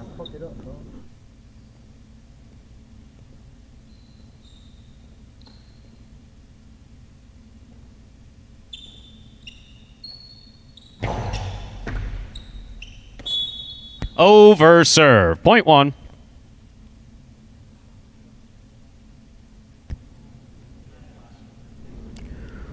Possible game point for the red shirts. Post 1, CRB and Vuelo trying to stop them. Post 3, Asier and Kubala.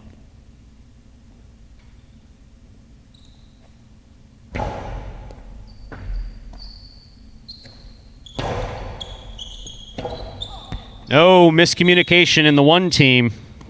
Loss of point. Point 3.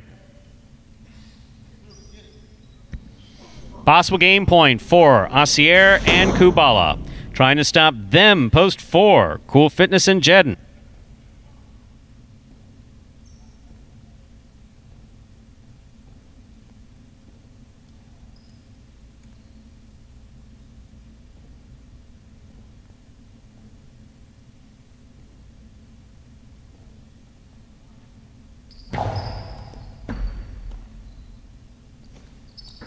Low hard reverse thrown by Cool Fitness. Kubala on the forehand. Jedden's there. Jedden goes deep. This ball's coming all the way out. Rebote forehand by Asier. He gets out of the way. Good catch by Kubala. Hard throw. Cool Fitness is there. Jedden gets out of the way. Reverse 2-all. Stopped on the forehand of Kubala. Kubala goes to the inside. And no one's there for the rebote. Point and game for the white shirts. Post 3, Asier and Kubala. 3 wins it, 5 serves to 1. This is a playoff for second and third place.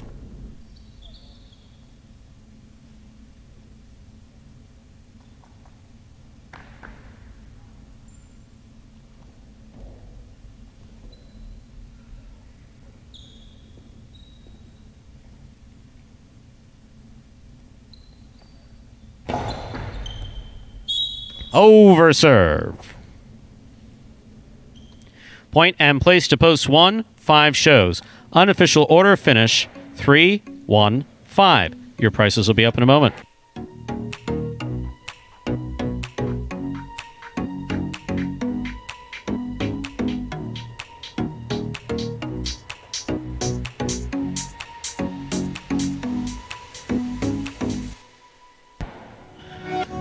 Coming in first, post 3, Asier and Kubala taking second, post 1, CRB and Vuelo coming in third, post 5, Diaz and Anderluck. The 3-1-5 is the official order finish for Game 5.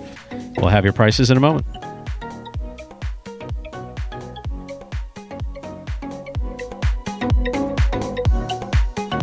Quinella, 1-3. That's first and second in any order. 1-3 or 3-1, $51. The trifecta, 3-1-5, $366.60.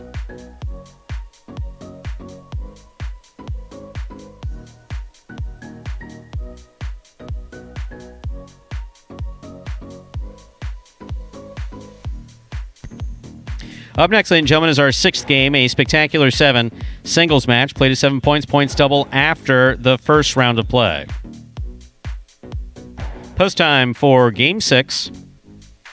7 minutes away.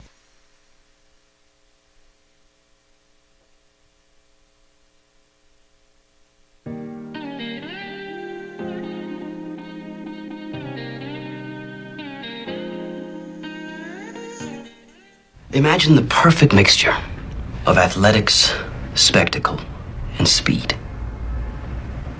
Jai-Alai. Let's design a Conan O'Brien or Conan superhero. Sure. Oven mitts. Maybe there's some steam coming off the mitts because I took a focaccia out of the oven. Oh, a Jai-Alai glove in the other one. That'd be great. Have you ever played Jai-Alai? Actually lacrosse, but it's Jai-Alai for white people. I'm Johnny Nacho, this is Steve-O. This is Jai-Alai. Jai-Alai is like handball, only you fling the ball and catch the ball with this basket thing. It's more complicated than that. And dangerous.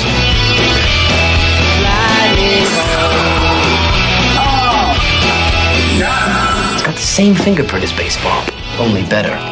A special stadium called a fronton. In and you can sit real close, which is a thrill because the ball goes 175 miles an hour. I can serve this pelota almost 200 miles an hour. Big whoop, that little squishy. Jesus, is this made of limestone? It's a dangerous game, amigo. That's called a cesta. It's made of reeds from the Pyrenees. The ball is called a pelota. A lightning ball.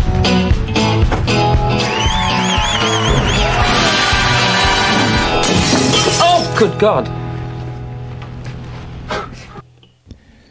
And that was Highlight in Pop Culture. And we're getting told, producer Lindsay, that it made it into the Goldbergs, that a new show. It's not a new show. It's been around for a while now, but set in the 80s, so the Highlight reference in there. And then also that the one in the movie Jackass was a pretty big one. And Stu, we actually just learned this. You were working at Miami Highlight when they filmed that scene in I just stepped in as assistant general manager at Miami. Please, go ahead. I just stepped in as assistant general manager at Miami.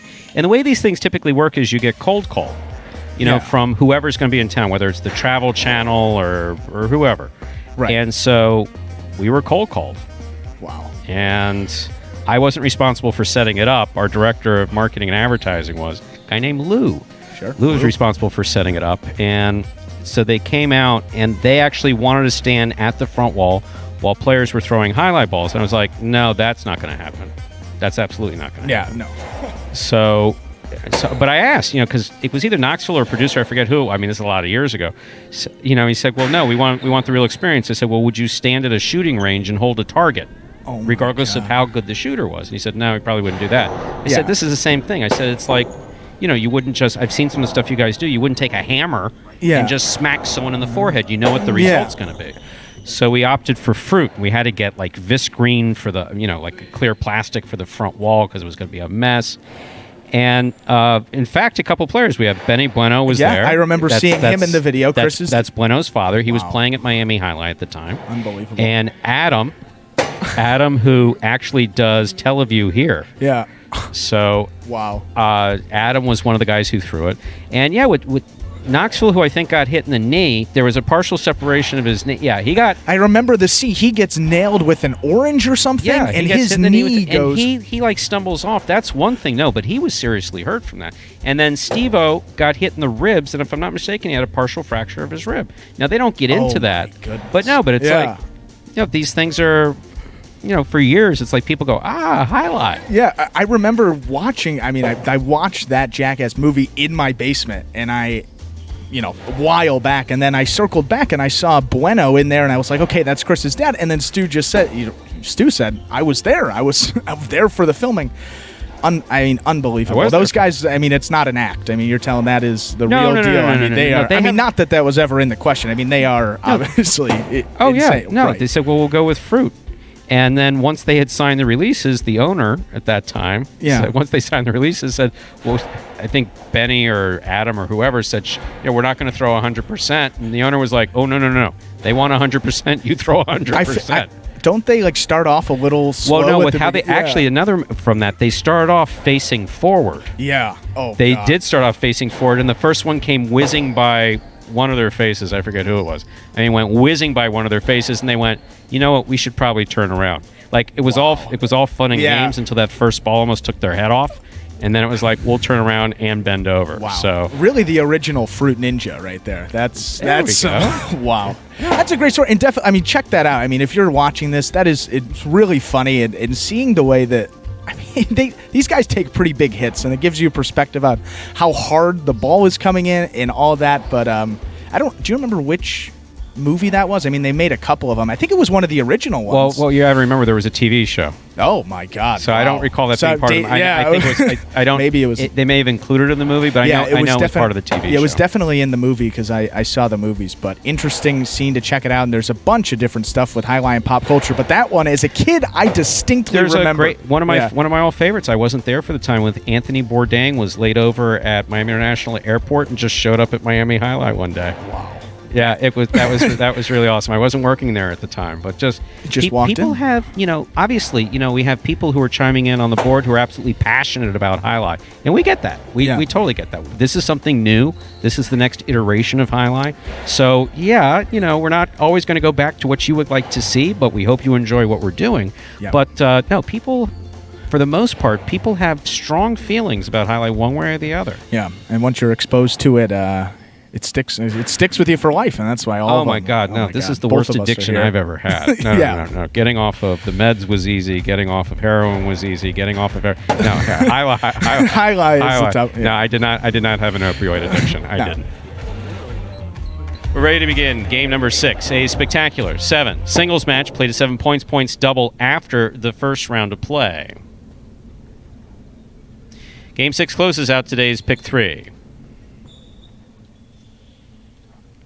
Serving in the red shirt at post 1, number 77, El Barba. Receiving in the blue at post 2, number 22, Bueno.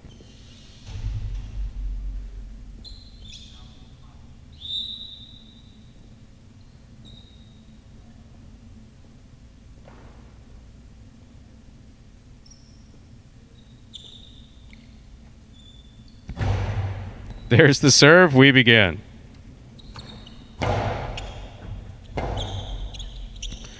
El Barba hangs in there to make the rebote. Bueno from the 10 line. El Barba with the tip ball midcourt. Point 2. Bueno first up on the board in our 6th game. That'll bring to the court the white shirt at post 3. This matchup has Bueno serving to Anderluck.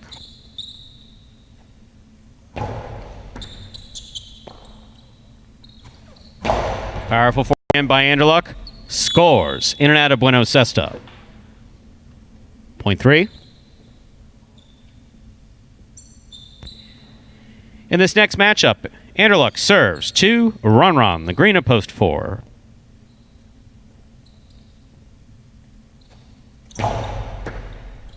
Great catch by Ron off a great serve by Anderluck. Catch by Anderluck. Hard throw. Ron's there. Ron goes deep.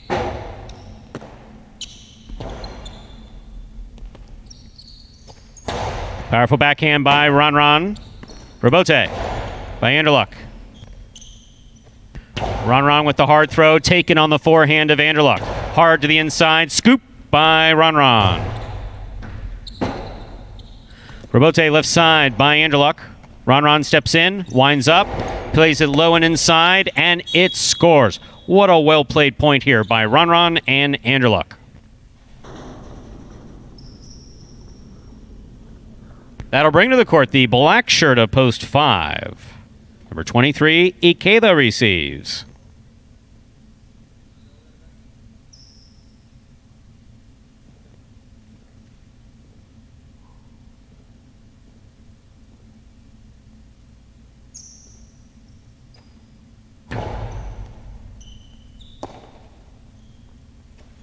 It's a powerful forehand by Ikeda.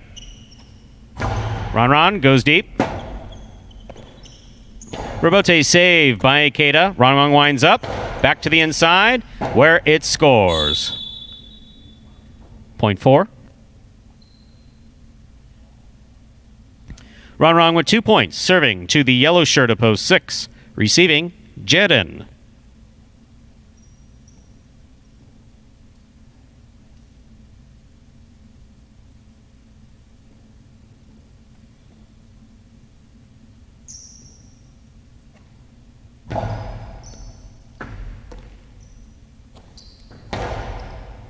Scoop attempt off the tip of Ron Cesta. Point 6. Our next matchup has Jedin serving to the pink shirt of post 7. Number 3, Carballo.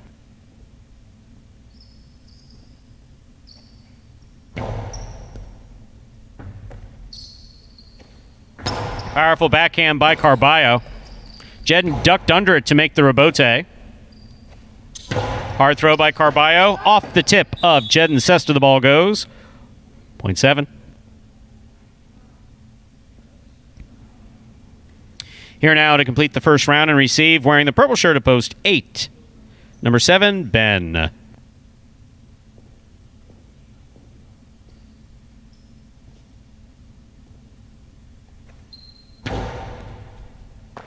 Excellent catch by Ben, pulling that from the side wall. Rebote left side.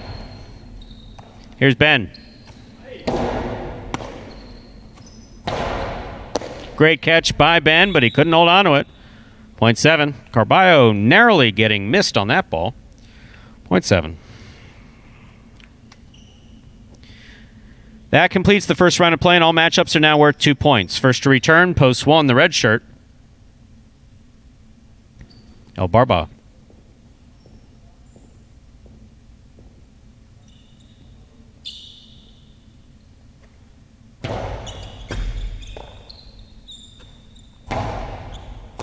Carballo on the backhand from the 10 line. Rebote by El Barba. Catch by Carballo. Hard to the inside. It scores. Point 7.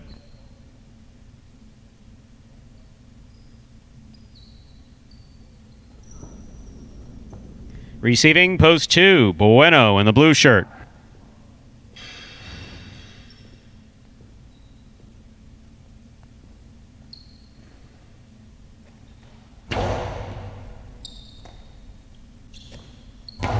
Powerful backhand by Bueno, passes to the Rebote. Rebote clipped the sidewall. Bueno took it in the air, sends it back. Rebote fired by Carballo, hard and scoring. Point 7. Straight points to a possible game point here for the pink shirt of post 7, Carballo. Trying to stop him, post 3, Anderluck.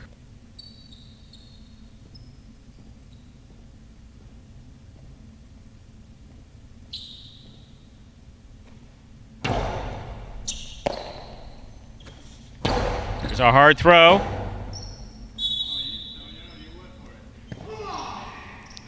Point 3. No, it's not. You went for it.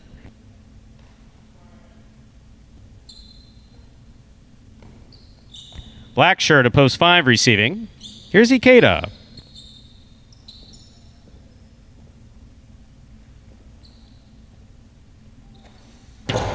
Anderluck with a blasted serve. Ikeda holds on to it on the left side.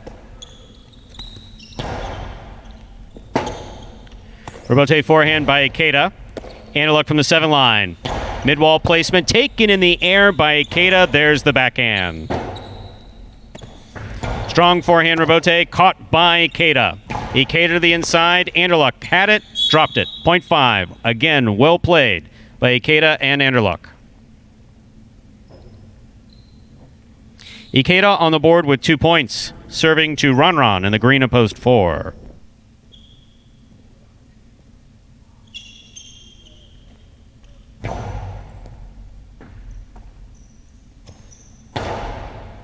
Great catch by Ikeda. He comes over the top. Ron's there. Powerful backhand by Ron. Forehand Rebote by Ikeda. Catch by Ron. He winds up. The 2-wall, too low. Point 5.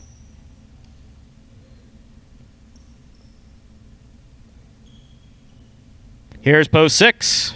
Jedin.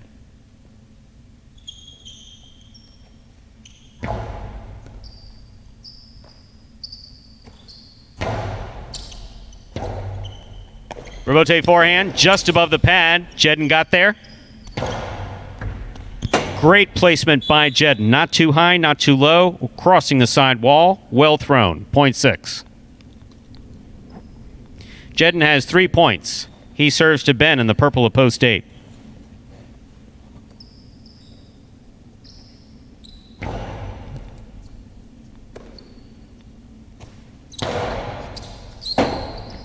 Rebote escapes to the overhead screen. That's out of play. Point 8. Back and ready to receive. Post 1, El Barba.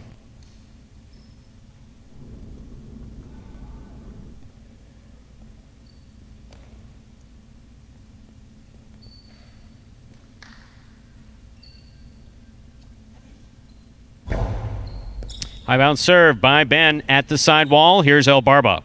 He goes deep. Beautiful throw by El Barba. Karam got him. Point 1. El Barba on the board with 2 points. Receiving, post 2. In this matchup, El Barba serves to Bueno.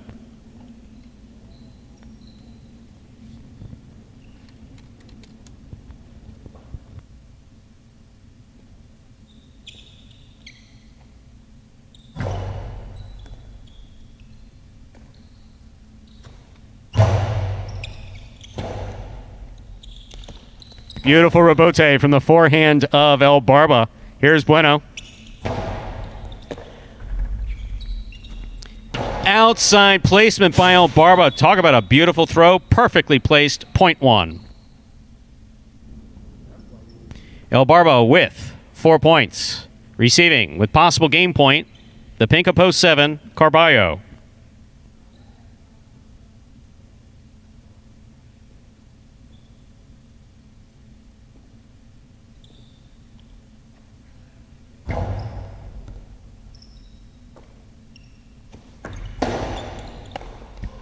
Point in game, post 7, the pink shirt, Carballo. 7 wins it, 5 serves 1. This is a playoff for second and third place. Ikeda serves to El Barba.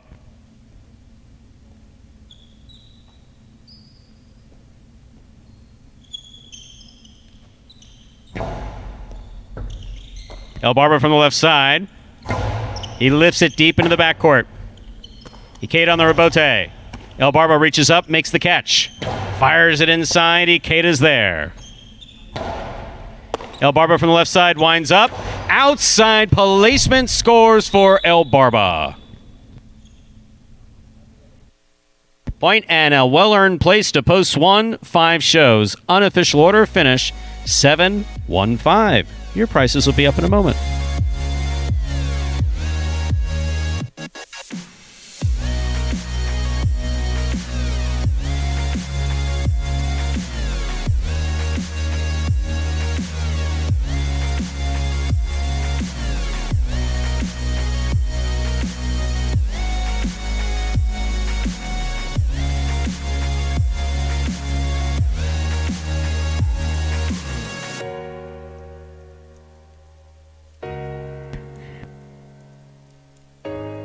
Coming in first, post 7, Carballo. Taking second, post 1, El Barba. Coming in third, post 5, Ikeda.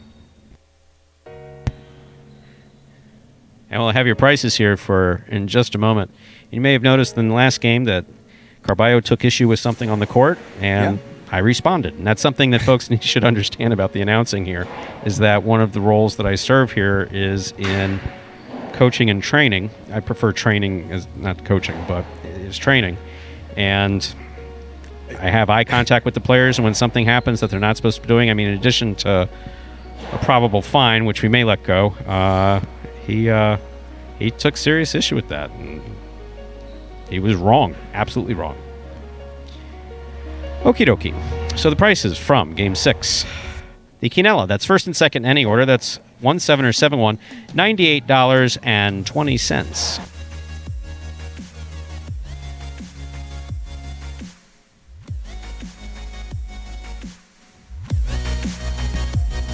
The trifecta, that's first, second, and third place finishing 7-1-5, $456.40. The pick 3, 8-3-7. 3 of 3 numbers returning $352.20. 3 games left in this afternoon's performance, ladies and gentlemen. Game 7, 8, and 9. Game 7 up next. A spectacular 7 doubles match. The third and final doubles game in this afternoon's performance. Spectacular 7 scoring, meaning all points will double after the first round of play. Post time for game number 7. 7 minutes away.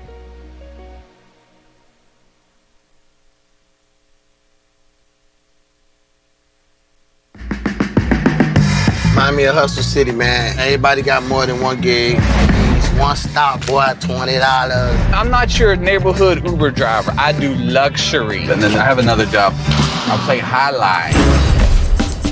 I have this crazy idea. Do you think we could send something out to all the ex-athletes for the last 20 years and say, we're looking to hire and train highlight players? When I first got the email, I thought it was pranking me. I need some clarity on this. I went on YouTube and I Googled highlight. I was like, Jai-Alai. They paying us, man, and we can win big money. Let me see what this is all about. That's what you gotta do. Get some money. The players taking the court are all athletes you may recognize. Baseball, football, track and field. Having the work, play Division I sport, and then I had a child on the way, so I dropped out. The crack era was tough. Sports in general was a way out of our environment. It's really game time now, man. Blood, sweat, and tears. We got the streets on fire. This is gonna be the first time that my kids will be able to sit in the audience and root for their father. Who wants it more? This is a sacrifice I think is going to pay off in the end. This is a dream for me. I gotta win. Can't get drama better than this. Highlight became the new hustle. Let's get ready to play.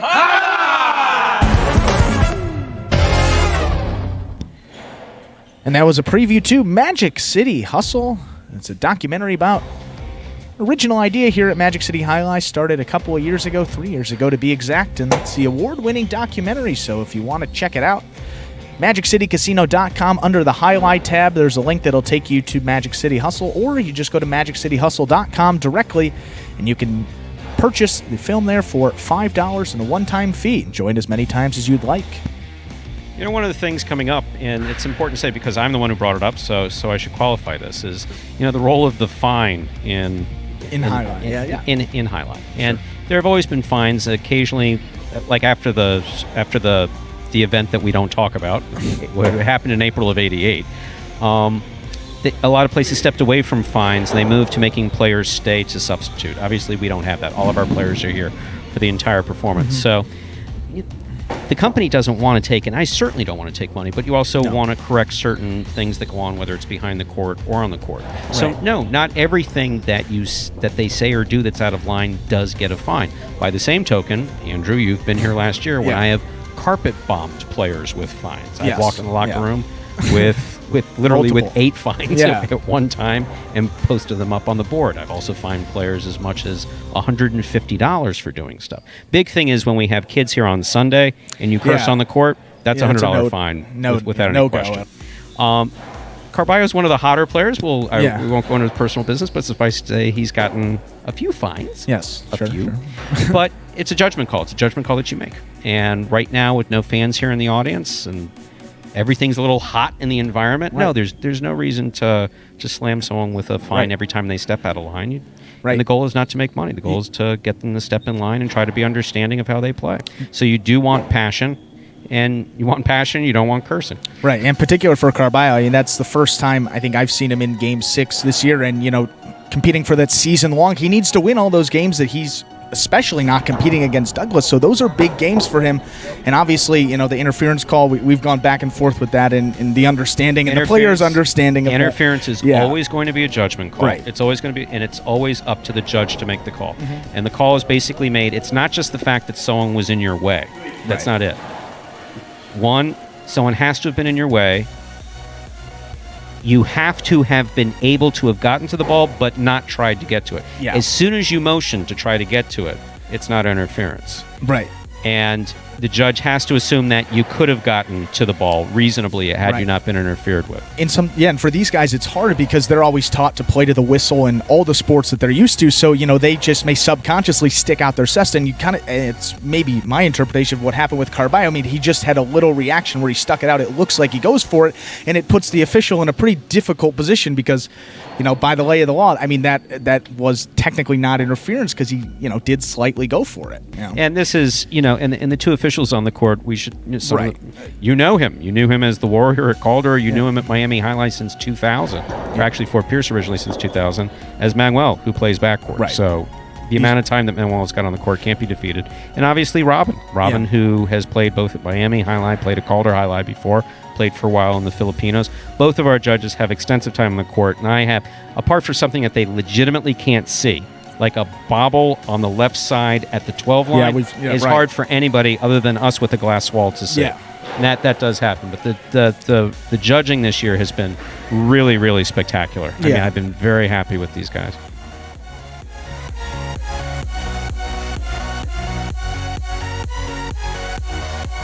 We have 1 minute till we begin game number 7.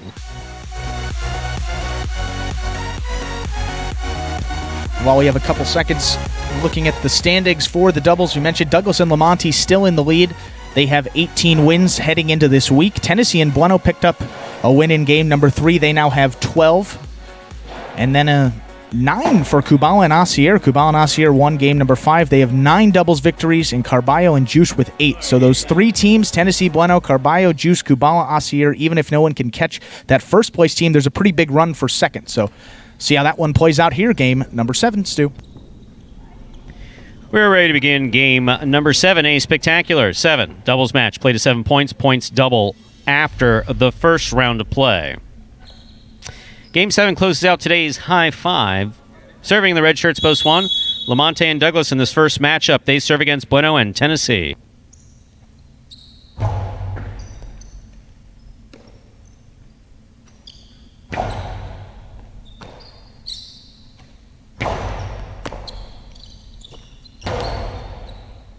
Scoop by Douglas. Strong forehand. Caught a piece of the side wall. Bueno with good control on the left side. Lamonte reaching up to try to make that catch. Just missed it. Point 2. 2 first up on the board in our 7th game.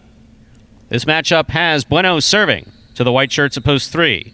Diaz and Anderluck.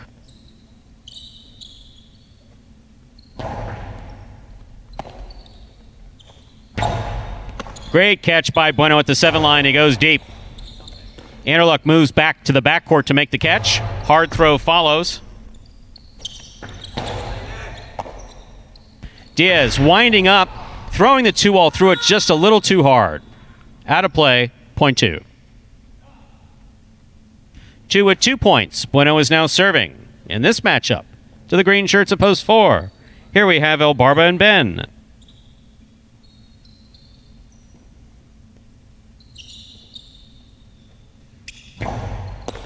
El Barba picks the serve. Split placement, scores. Well thrown. Point 4.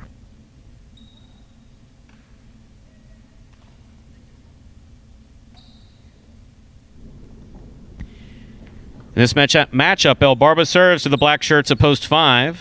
Jedden and Cool Fitness receive.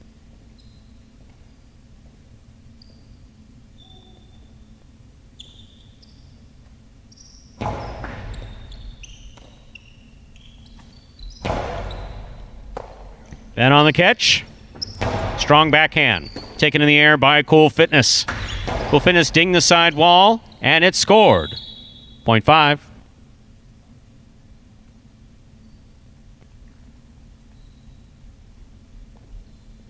Jedden serving to the yellow shirts at post 6, receiving CRB and Volo.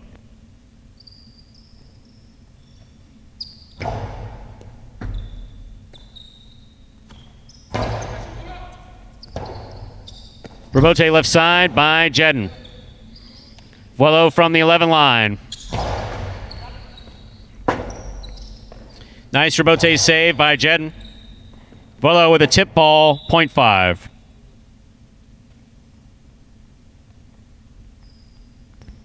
On the court, ready to receive, pink shirts at post 7, Juice and Carballo.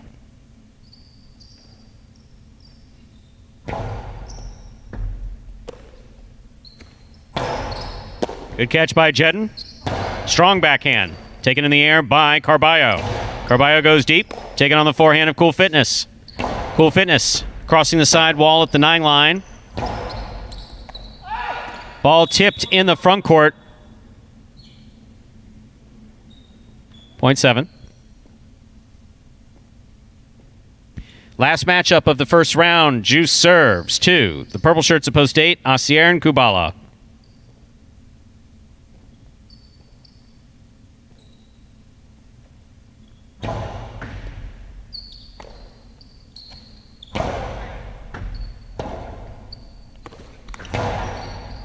Scoop by Kubala. Carballo with a tip ball, point 8. That completes the first round of play, and all matchups are now worth 2 points. First to return in the second round, post 1, Lamonte and Douglas.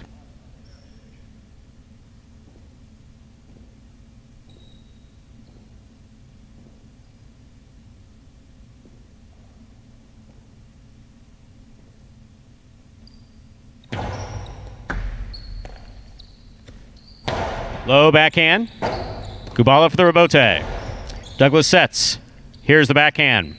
He goes deep. Robote coming out to Asier. Asier saves the Robote right up the middle. Douglas is there. Hard throw. Caught by Kubala.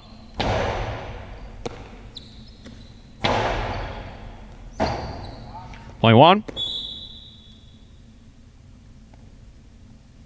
In this next matchup, Lamonte serves to the white shirts at post 3. Diaz and Anderluck.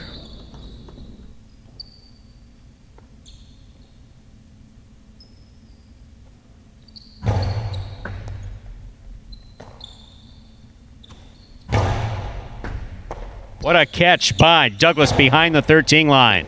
Here's Anderluck. Douglas now from the 11 line. Powerful backhand, taken in the air by Anderluck.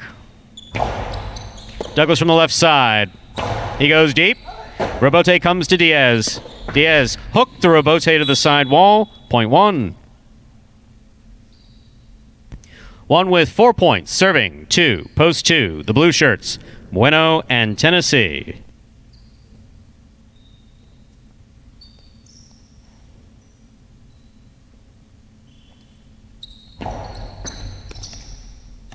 Tennessee from the forehand.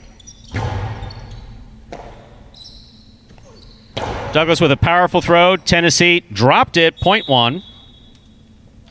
Possible game point for the red shirts. So post 1, Lamonte and Douglas trying to stop them. Post 4, El Barba and Ben.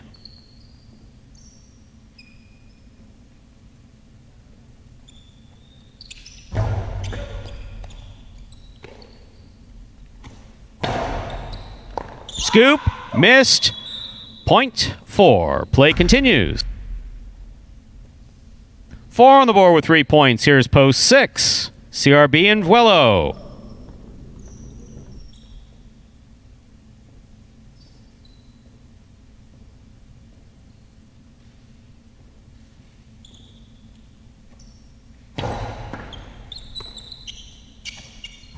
Powerful backhand by Vuelo. Robote by El Barba. Mid-court placement. Vuelo's there. El Barba from the left side.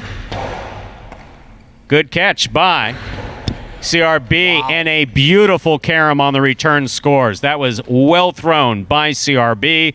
Point 6. Post 5 receives. Cool Fitness and Jedden.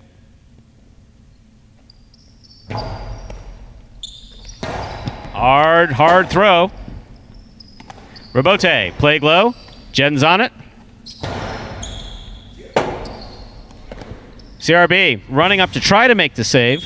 Missed it. Point 5.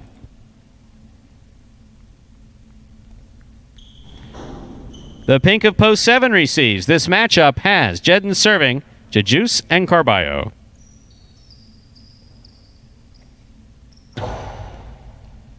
Carballo on the run, makes the catch. It's a hard backhand taken in the air by Cool Fitness and a beautiful catch. Robote for Carballo. Robote fired low and hard. Jedden is there. Jedden to the inside. Here's Carballo on the backhand. He goes deep. Robote coming out. Robote left side by Jedden. Catch by Carballo. Cool Fitness from the forehand. Hard to the inside. Carballo takes it on the hop. Jedden takes it in the air, holds onto it, returns it. Carballo's there. Carom by Carballo does not open up. Cool Fitness has it. Carballo from the 9 line. Cool Fitness with a good catch. Carballo makes the forehand Robote. Jedden did not handle it, did not bring it in. Point 7. 7 has 3 points. Returning, post 8, Asier and Kubala.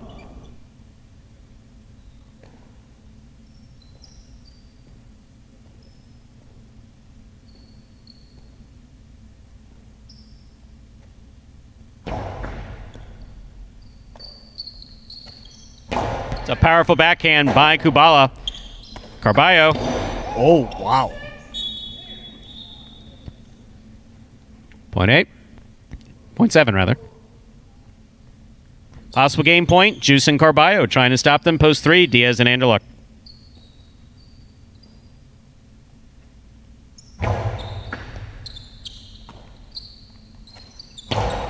Anderluck blasts the forehand.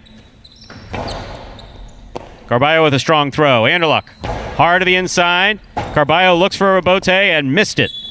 Point 3. Play continues. This matchup has Diaz serving to the blue of post 2. Bueno in Tennessee.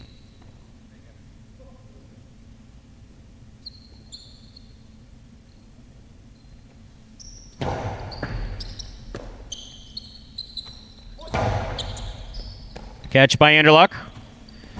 Rifling it to Bueno. Good placement by Bueno. Point 2. 2 has 4 points, returning with possible game point. Lamonte and Douglas.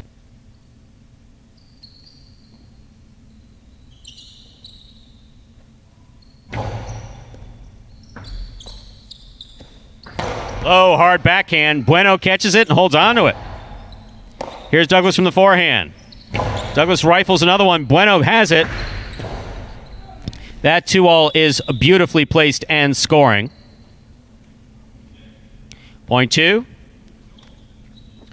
Possible game point for post 2. Bueno in Tennessee trying to stop them. Post 4, the green shirts. El Barba and Ben.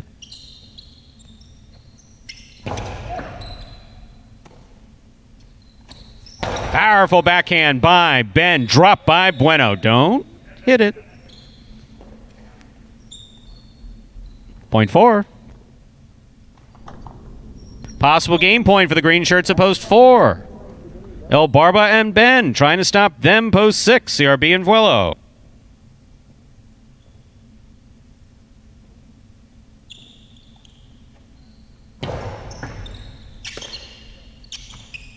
Powerful backhand by Vuelo. Good catch by Ben. Vuelo again from the left side. Ben throws it hard and it scores. That is point and game to the green shirts at post 4. El Barba and Ben. 4 wins it. 1 serves to 2. This is a playoff for second and third place.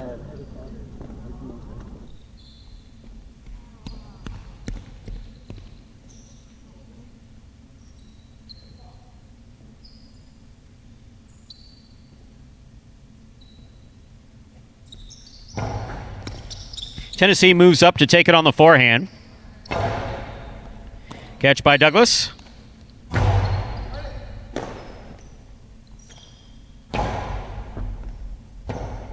Rebote left side, played nice and inside. Here's Bueno.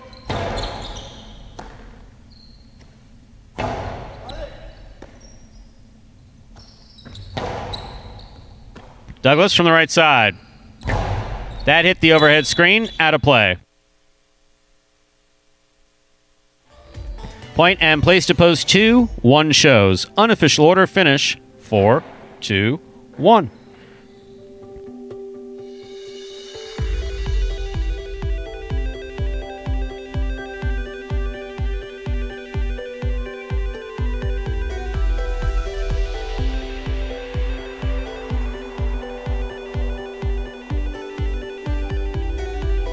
Results from Game 7 are official. Coming in first, post 4, El Barba and Ben. Taking second, post 2, Bueno in Tennessee. Coming in third, post 1, Lamonte and Douglas.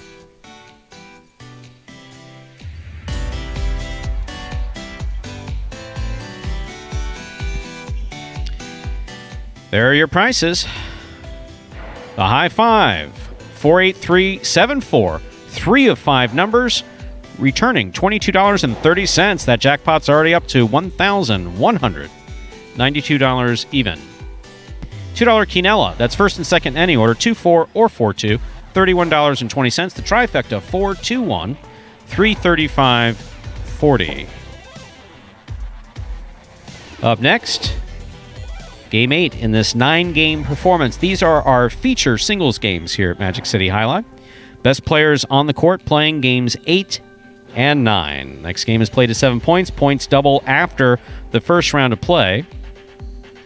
Game 8 closes out today's mighty Ocho. Post time, just 6 minutes away.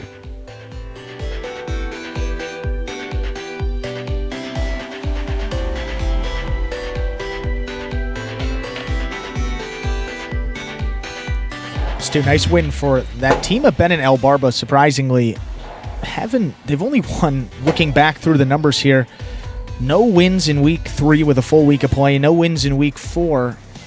1 win in week 4, excuse me. So just 1 win in their last 2 weeks of action. And it seems that they may have turned a corner. El Barba had a really good run in that game 4.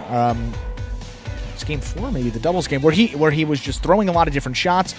Just good momentum for El Barba, and then you see they're starting to show a little more emotion on the court as well after the win. Went up to Ben, tap cestas, nice job, finally got one under the belt. So maybe the monkey is officially, the proverbial monkey, officially off their back, and they can just start to play some regular highlight again because, as we've noted a couple times, for the quality of those two guys, it's surprising for where they are in the standings. No, Barba's been off, and he acknowledges that he's been off, and not exactly sure what it's going to take to turn around, but, for the most part, these things usually take care of themselves in that regard, especially when you have the skills and you're not in any particular type of pain, which he's not. Right. And we're looking ahead to Game 8. Again, we call these the feature games because it's when our best players are all on the court at the same time. Ron out of post 1, something that you like to see. Line. I said Ron in the line. Wow, see? Ridiculous. Did you hear that? I said line. Line. Because Ron was there. So I talked about the line. The line is up for game 8-8. My God. It's called... There was a problem with my brain is what it's called. Ron in post 1. Jedden's up in post 2. Anderluck in post 3. Kubala post 4. El Barba post 5. Carballo post 6. Douglas post 7. And Ikeda post 8. It was interesting also seeing Carballo, just the way he played that second doubles game was, he had game 6. He hasn't been playing in some of those, game 6s. Having that one game, you can tell there was a little bit of difference. Just a little more, pep in his step. He was out there just more, he'd been out there. He had that game experience this week instead of being, out there for the first time in, just playing the doubles games and then goes out in game 8. So having that singles play under his belt, clearly helped him there, and then they almost had a chance to win that game. But he's been playing really well these past couple of weeks. I know you mentioned had a nice conversation with him, which is clearly stuck with him. And on the season now, that team of Carballo and Juice, they're in 4th place in that doubles, but they got eight wins. They're right behind Kubal and Asier and Bueno in Tennessee. So a lot of really good play, a lot of good action coming up in those doubles games. And you said the 28th of June, that ends. So got almost just less than a month of play left for those guys.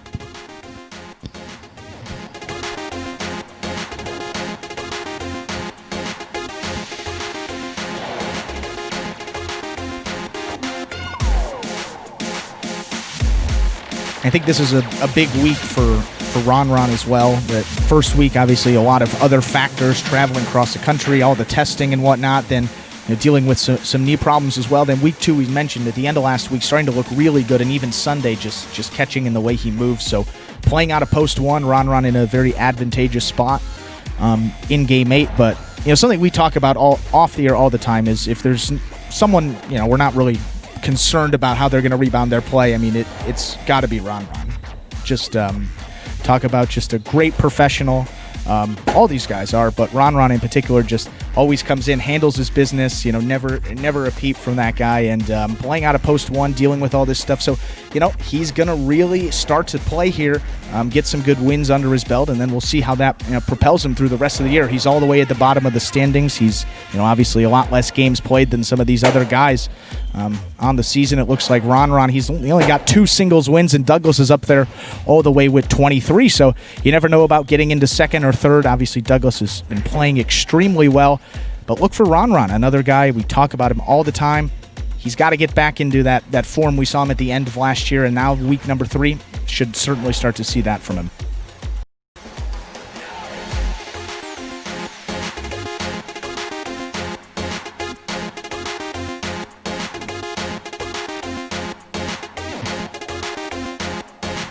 Two minutes till we begin game number 8. Game 8 is now just 2 minutes away. And don't forget, we're back at 4 p.m. We will play another 9 games. We enjoyed doing it so much at 12 that we're going to come back. We're going to do it again. And we're going to do the same thing tomorrow. We're going to have a matinee that begins at 12 noon, an afternoon performance that begins at 4 p.m. today and tomorrow. On Saturday, we're going to take the morning off because we like to sleep in. Yeah, weekend, sure. We're just going to play at 4 o'clock on Saturday, and then on Sunday, in order to get guys out of here in time to get to church in the afternoon, we're gonna play at noon. That's what Anderluck told me. Anderluck said when he left here the other day, he said that he has to go to church. Yeah, He said that I have to go to church. So I said, okay. You got to move up the matinee. Put in a good word for me, and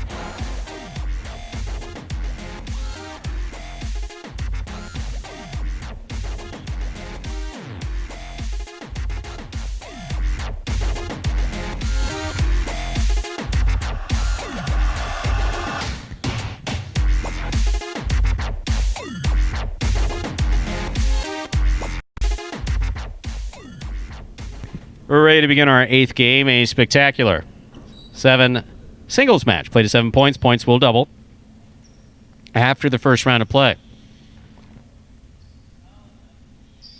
Serving the red shirt at post 1, we have Ron. Receiving the blue post 2, Jedin.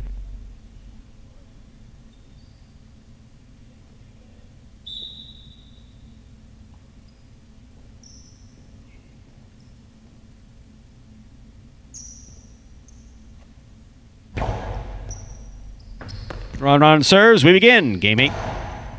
Catch by Ron. Forehand rebote. Up, and away. Point 1. Ron first on the board in the 8th game. That'll bring to the court the white shirt at post 3. Here's number 1, Anderluck.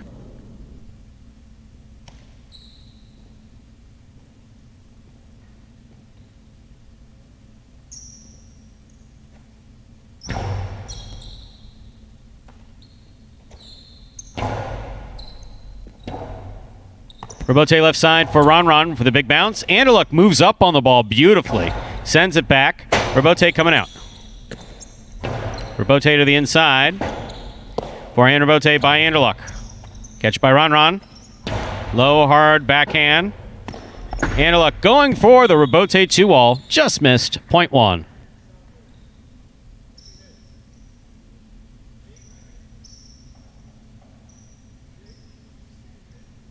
Here's the green shirt at post 4, Kubala.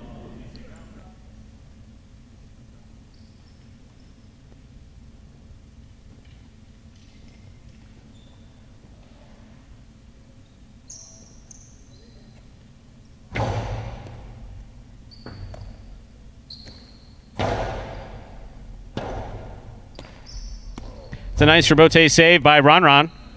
Gets up, get out of the way. Here's Kubala. Kubala on the catch. Hard throw. Scoop. Missed. Point 4.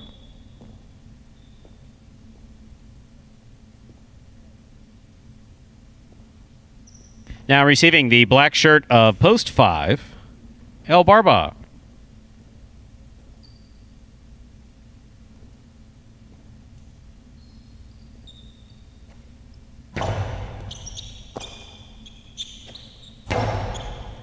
Powerful backhand by El Barba.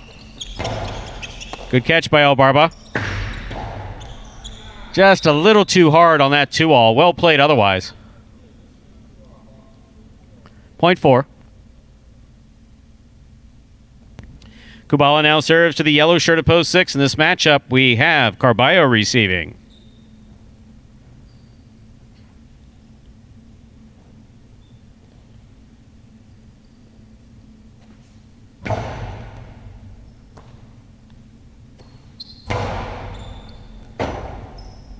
Forehand rebote thrown by Kubala. Carballo's there. Carballo puts it inside beautifully to score, showing a lot of control in that throw. Point 6.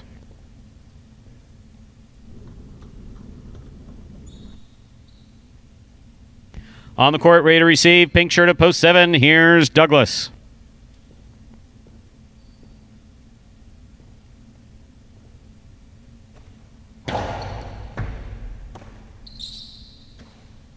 Powerful forehand throw by Douglas. Good stop by Douglas. Hard throw. And it scores. Point 7. Here now to complete the first round and receive, wearing the purple shirt of post 8, number 23, Ikeda.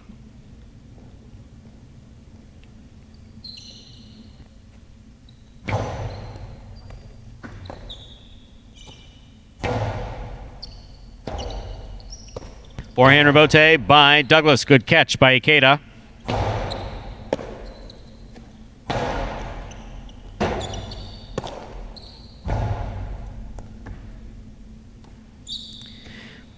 Hard backhand by Douglas. Scores. Point 7.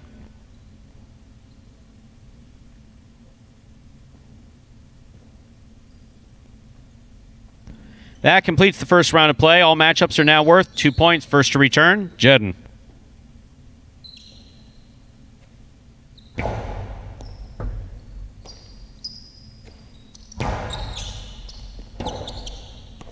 Rebote thrown hard to the outside. Jedden's on it. Tough catch by Douglas. Hard throw. Jedden on the run. Jedden makes the rebote. Another hard throw. Jedden for another rebote.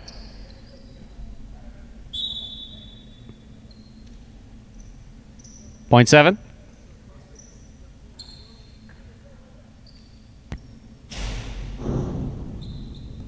Back and ready to receive. The white of post 3. This matchup has Anderluck receiving.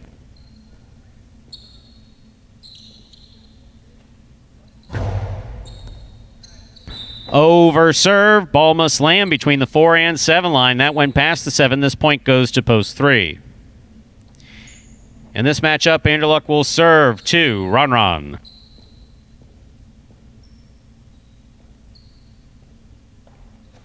Hard serve by Anderluck. Good catch by Ron. Anderluck saves the rebote. It's going to take a big bounce all the way to the 9 line. Hard throw to the inside. Scores for Ron. Point 1. Ron is serving to the black shirt at post 5. Returning to the court, we have El Barba.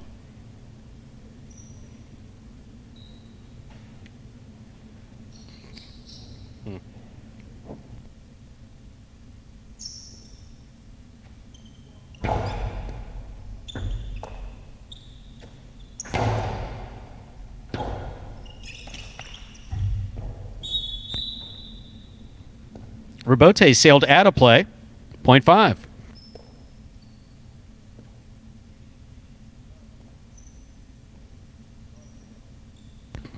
Receiving post 4, Kubala.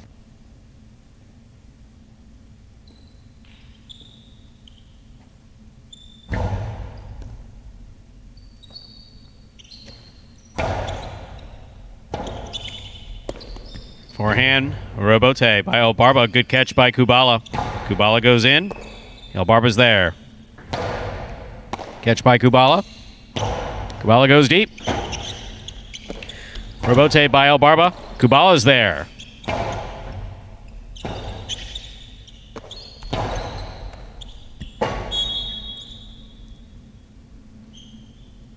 Point 5.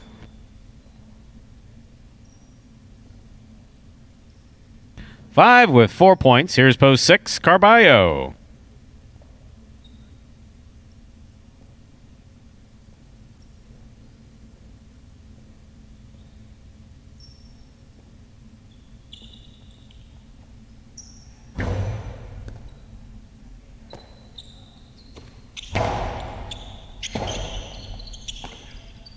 El Barba makes the save. Here's Carballo.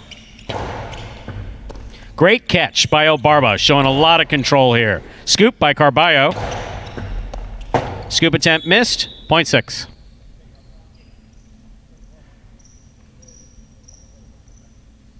Carballo with 3 points, serving to the returning 8 post. Here's Ikeda in the purple shirt.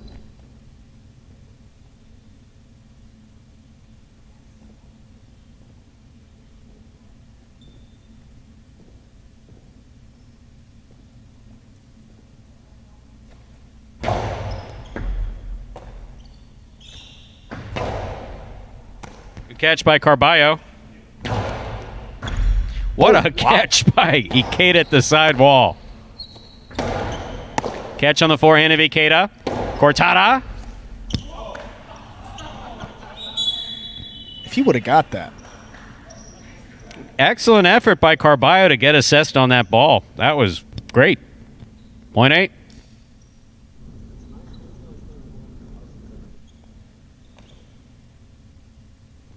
Here's post 2, Jedden.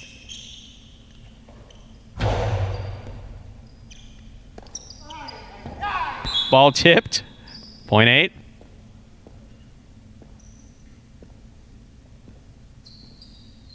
Ikeda has 4 points. Here's Douglas.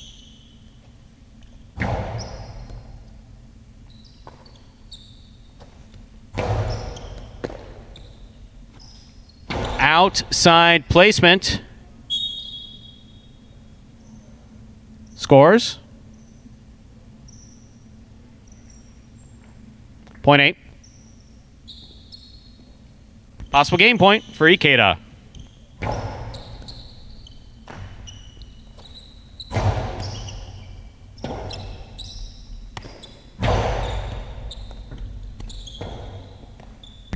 Point in game, post 8, Ikeda.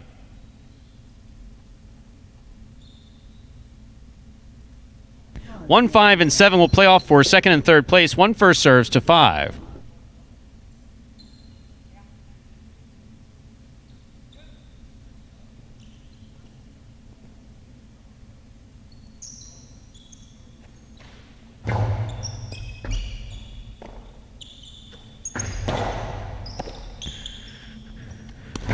Ron sends it back. Rabote forehand. Hit the overhead screen for El Barba. Possible place point for Ron in post 1. Trying to stop him. Post 7. Douglas.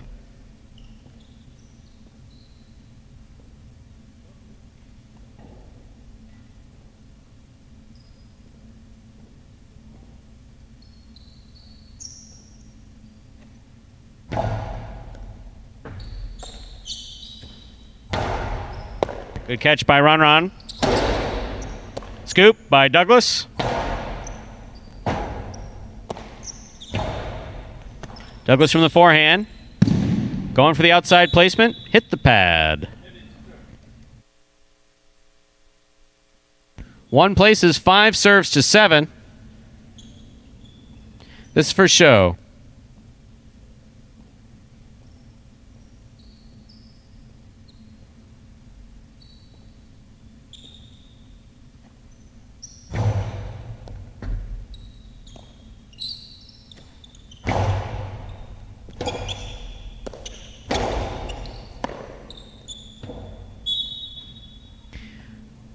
Point and show to post 5, El Barba.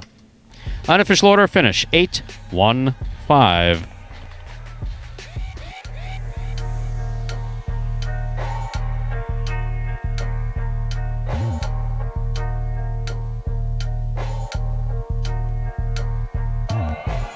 Results from Game 8 are official. Coming in first, post 8, Ikeda. Taking second, post 1, Ron. Coming in third, post 5, El Barba. And we'll have your prices here in just a moment.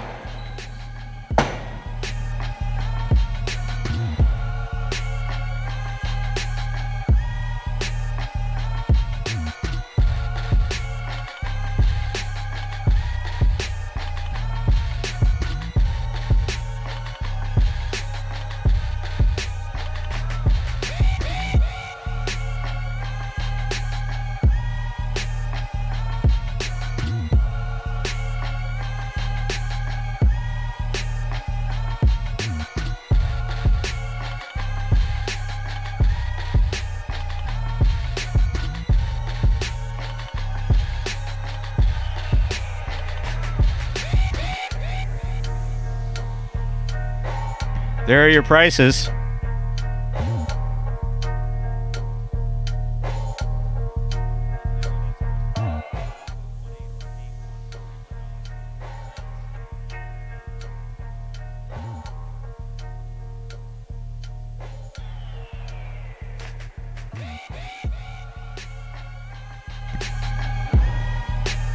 Trifecta 815, that's first, second, and third place finishing $264.40.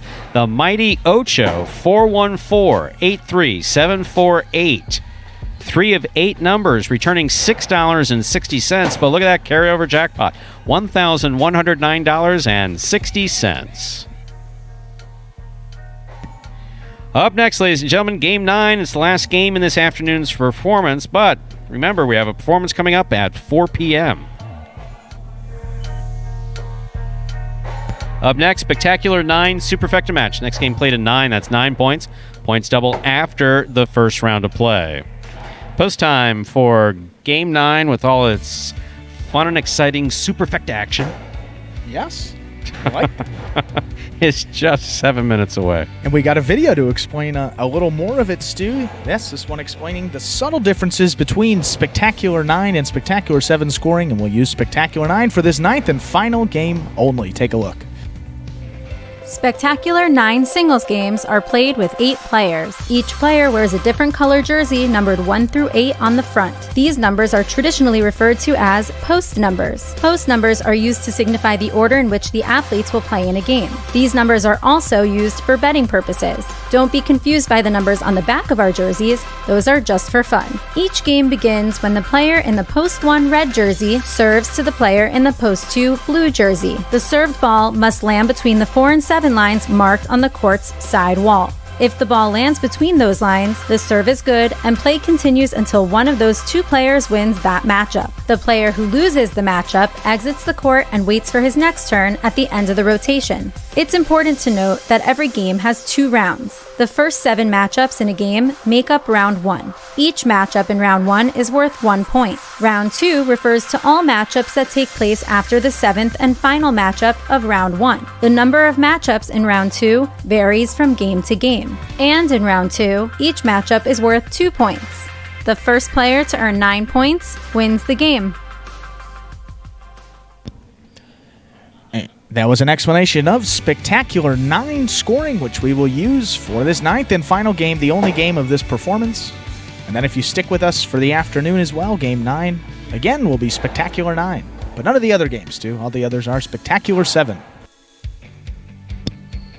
And the only other difference, yes, you see the little smudge under pools at the bottom there, Superfecta, similar to the Trifecta, where you got to get the 3 posts in the exact order that they finish. The Superfecta just a little bit more challenging. You got to get the 4 posts in the smudge. A little smudge at the bottom of the screen. It's not a smudge. It's a smudge. It's a play like on. It's like a play on word. Or smudge. It's Superfecta. It's from a. The line is from a movie somewhere. I don't cite the movie. I got to cite the movie. I got to do that. See, because everybody's looking at their screen like rubbing with some cloth to make sure that there's not a smudge, and it's not a smudge. It's Superfecta. Well, a smudge in the sense that if you watch the other games, nothing typically appears there, and it's kind of blank. So you notice, there's a little smudge there this time. What does that mean? You're going to defend this to the end, aren't you? I'm taking it to the grave. It's a push. That's one of my skills. I can defend my ideas to the grave, even if they don't make a lot of sense. So we'll stick with that one. Yes, a little smudge there. Superfecta, 163 bet. The number there is the number bet into those pools specifically. All the numbers for those pools, they're all separate. You mean the money? All the number. Oh, I guess that's a dollar sign. That's a dollar sign. Wow. Wait a second. I said my vision. My vision does need changing. My right eye has been weird, but wow, yeah, that's a dollar sign, folks. Look, with all the money the Jai-Alai Channel is paying you, get LASIK. That we have the benefit. Yeah, we can do that now. Exactly. Go get LASIK. Got to take advantage. Takes a few minutes. Yes. I had LASIK done in Vegas. I did. Really? Yes, I did. Quick. Yes, I did. You can do almost anything in Vegas. How about that? You can really. I mean, it wasn't at one of the hotels. You can really do any. Yeah. It wasn't. They just had a really good deal out there, and if you got to rest in bed with your eyes closed, may as well be in a nice hotel. Sure. Right? Exactly. And before we get into the last game, saw a nice Pauly tribute there in the chat where someone mentioned Tennessee, and then they say different cities in the state of Tennessee because it was Pauly's thing. Whenever Tennessee would win, is he from Nashville, Knoxville, Memphis? It's a lot of other cities in Tennessee, but that's a nice little tribute there to Pauly for those of you. I don't think Roland is talking about his knowledge of Tennessee geography. That is a joke of that Paulie had, and of course all of our jokes, because none of us are creative here, all come from Paulie and in his humor. So Paulie is in the sports club. He is there. So if you want to come check it out and see him, that's what better. Not only do you get to see the sports club, but you get to have a nice conversation, socially distanced, of course, from the great Paulie. So nice treat. But his hearing's good, so he's there. He can be socially distanced and still answer questions. Absolutely. Less than a minute to go till we begin Game 9. That'll finish out today's performance. Then we'll be back and do it at 4 p.m.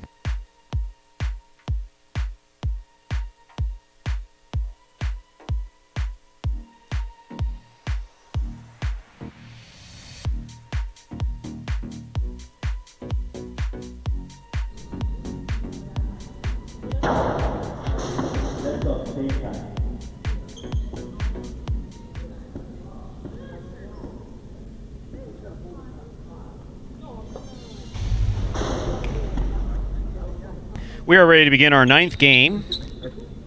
A spectacular 7 singles match. Play to 7 points. Points will double after the first round of play.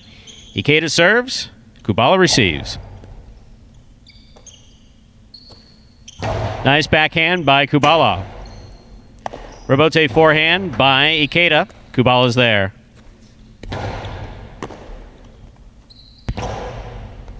Good catch by Kubala on the left side. Ikeda with a reach, makes the catch.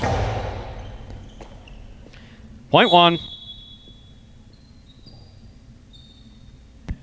That'll bring to the court the white shirt of post 3 this matchup has. Ikeda serving to Run.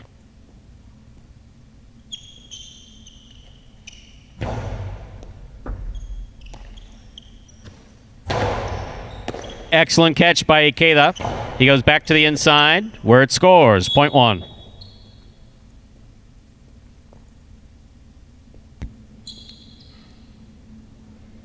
Now receiving the green shirt of post 4, here's Anderluck.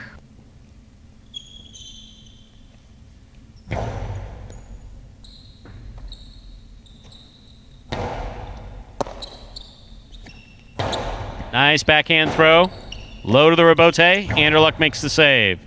Ikeda almost got hit in the face with the ball, but he still caught it.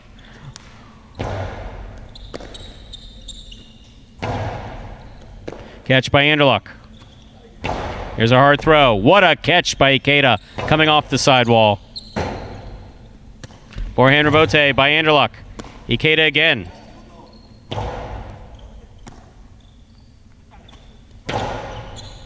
Scoop by Ikeda.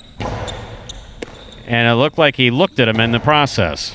Catch by Ikeda again. Anderluck from the 9 line with a drop ball. Point 1.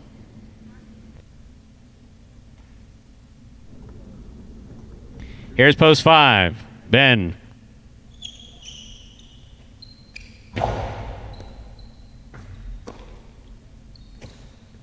Powerful backhand by Ben coming out to the rebote at the 3 line. Ikeda turned it and passed Ben. Ben on the rebote. Ikeda reaching out, cannot hold on. Point 5.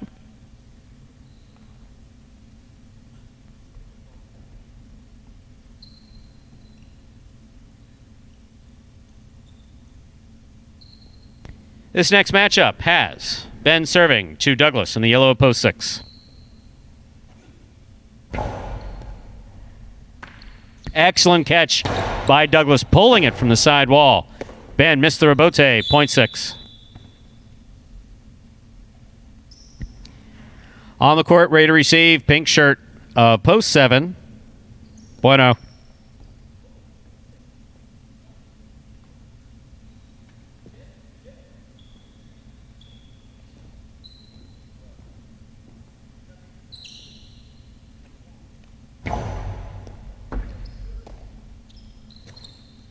Bueno goes deep.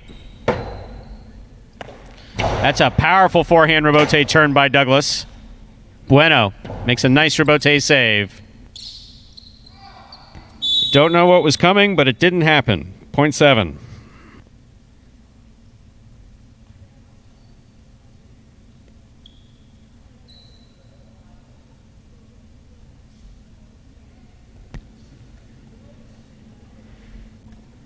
Here to complete the first round of play is Carballo in the purple of post 8.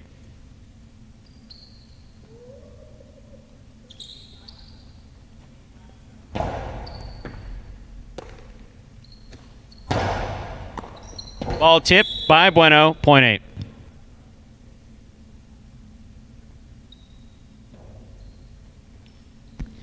That completes the first round of play, and all matchups are now worth 2 points. First to return in the second round is Kubala.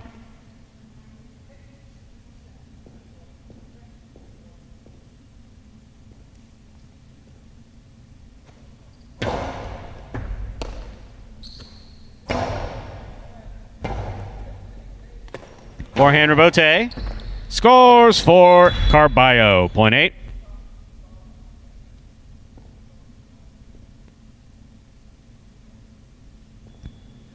Receiving, wide of post 3, Ron.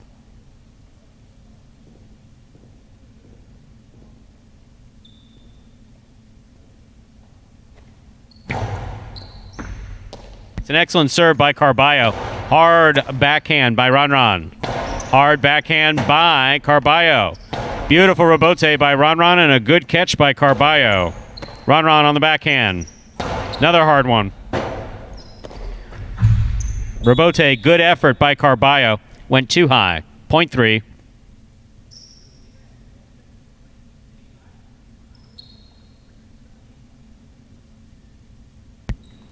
In this matchup, Ron will serve to Anderluck, wearing the green of post 4.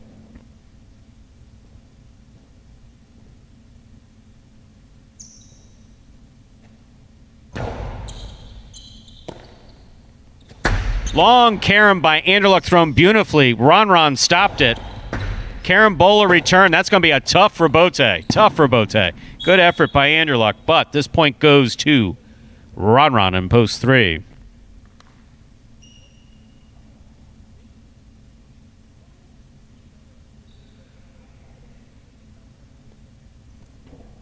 Receiving, red shirt of post 1, Ikeda.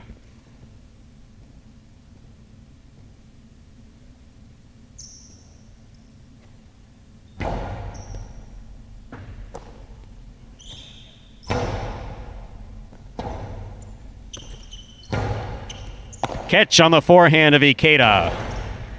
Ron with a high scoop on the left side. Here's Ikeda. Rebote left side by Ron. 2-all, showing good control. Ikeda makes the catch. Puts it back inside. Ron makes a difficult rebote save. Gets it to the front wall. Ikeda from the 10 line. There's the backhand. Rebote forehand with a soft touch. Ikeda moved up on it, but missed it and rolls on the ground, and point goes to the 3.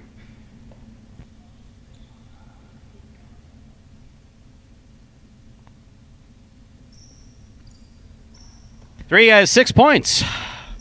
But it's not possible game point because this is a superfecta game. Receiving post 5 in the black shirt, we have Ben.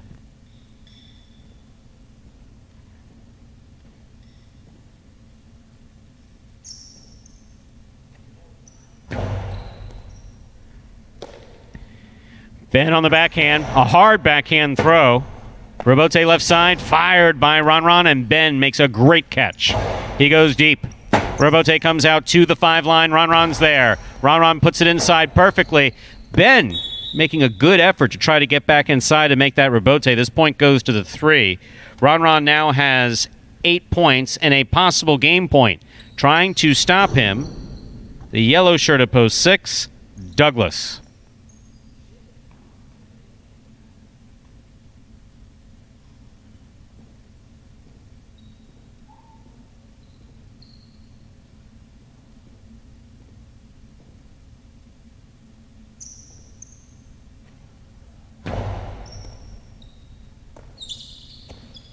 Powerful backhand by Douglas. Rebote left side. Touch the side wall. Scoop by Douglas. A powerful throw by Douglas and a good catch by Ron.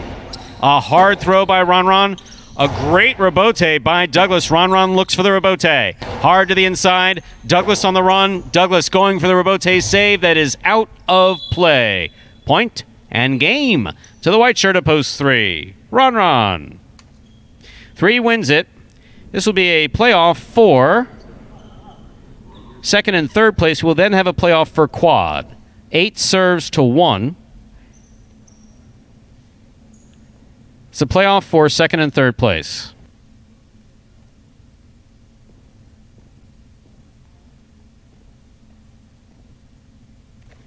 There's a hard throw by Carballo. Good catch by Keita. Robote by Carballo, just above the pad and scoring.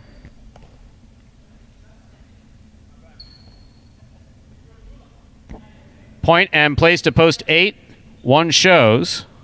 7, 5, and 6 will play off for fourth place. 7 first serves to 5.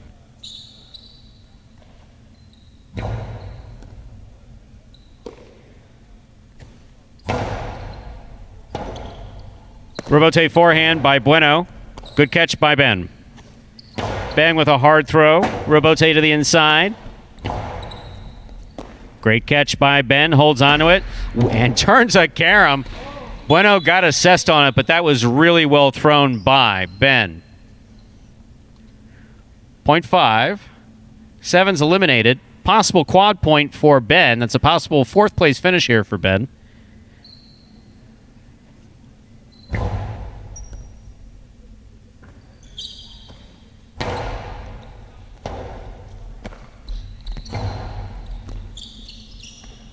Douglas on the catch. There's the backhand. Robote swing and a miss. 0.6. This is the last matchup for this performance. Douglas serves to Ben. This is for fourth place.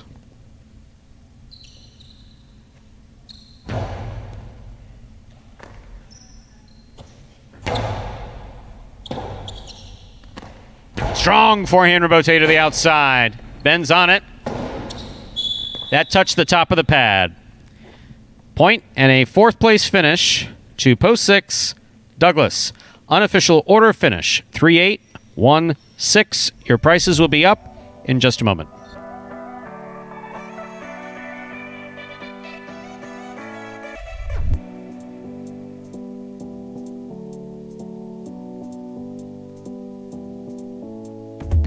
Results from Game 9 are official. Coming in first, post 3. Ron taking second, post 8. Carballo coming in third, post 1. Ikeda taking the quad, post 6. Douglas. And we'll have your prices up in just a moment. Now, there was the inspired play that you were talking about. That was a good game. Always seem to get it in those 8th and 9th games. And just, I mean, we talked about it. The pace just picks up. I mean, guys throw it harder. Guys are moving quicker. And the power. Yeah. And the pace and the power, no and it really makes a world of difference there in the quality of that game. And great games to close it out. And 9 more to follow it up. So see if that momentum carries over into the afternoon session as the prices are up. There are your prices.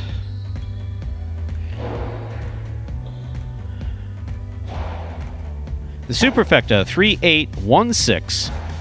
10-cent price, $12.91. Quinella, that's first and second in any order, so that's 3-8 or 8-3, $59.40. Trifecta 381, 309.60. And yes, as the games went on, they got better. We did get off to a good start in the first game, so that was definitely positive. And it'll be interesting to see what happens now next at 4 p.m., which is, wow, it's 2:41. This was a lengthy performance. Lengthy session. Lengthy session. Good note there in performance number 1. Douglas off the board in singles play for sure. Douglas is playing with the new cesta today. Yeah. That is New one thing. cesta? New cesta. He broke his cesta in a practice on Sunday. So getting used to this one, he said it's a little faster, so it'll escape a little bit more. So we'll see what happens. Yeah, obviously. He's obviously practicing right now. I'm sure he's going to practice relatively hard. Yes. Get used to the cesta and come back at 4. Yes, absolutely. And we've seen that with Douglas. I think it happened a couple weeks ago where he wasn't on the board at the beginning of the week and then just stormed back, won almost every game to close it out. So if you have him in fantasy, just a bad first quarter for your star player, don't worry about it. It's a guy that he's going to get you some sure points, and maybe you'll get some in the afternoon. We'll see. And that, ladies and gentlemen, will do it for this Thursday matinee performance of Live Jai-Alai in the Magic City on YouTube's Jai-Alai Channel. We're glad that you chose to join us this afternoon, and we invite you to join us again in a little more than an hour when we'll play 9 more action-packed games at 4 p.m. today. We sure hope you enjoyed today's Jai-Alai action at Magic City. Please like and subscribe to the Jai-Alai channel. And let us know your thoughts and any questions you might have in the live chat on YouTube while the games are going on. And then be sure to head on over to Instagram, for those of you who are Instagram. Yes. Head on over to Instagram because the content, the Jai-Alai content over there is on the increase by day. On behalf of the players, staff, and management of Magic City Jai-Alai, we thank you for joining us today, and we hope you'll join us again in just a little while at 4 p.m. Yes, Stu, we've got we're testing. We're going to give a little wave. We're trying something new. We're going to turn. Oh, this is the we got the camera. We're going to turn around. And so we're with that, I think we will say goodbye. Take care. Please don't say that you like this, folks. We'll see you this. Yeah, I haven't gotten a haircut. From Magic City Jai-Alai until we see you at 4 p.m. Take care, everyone. Enjoy.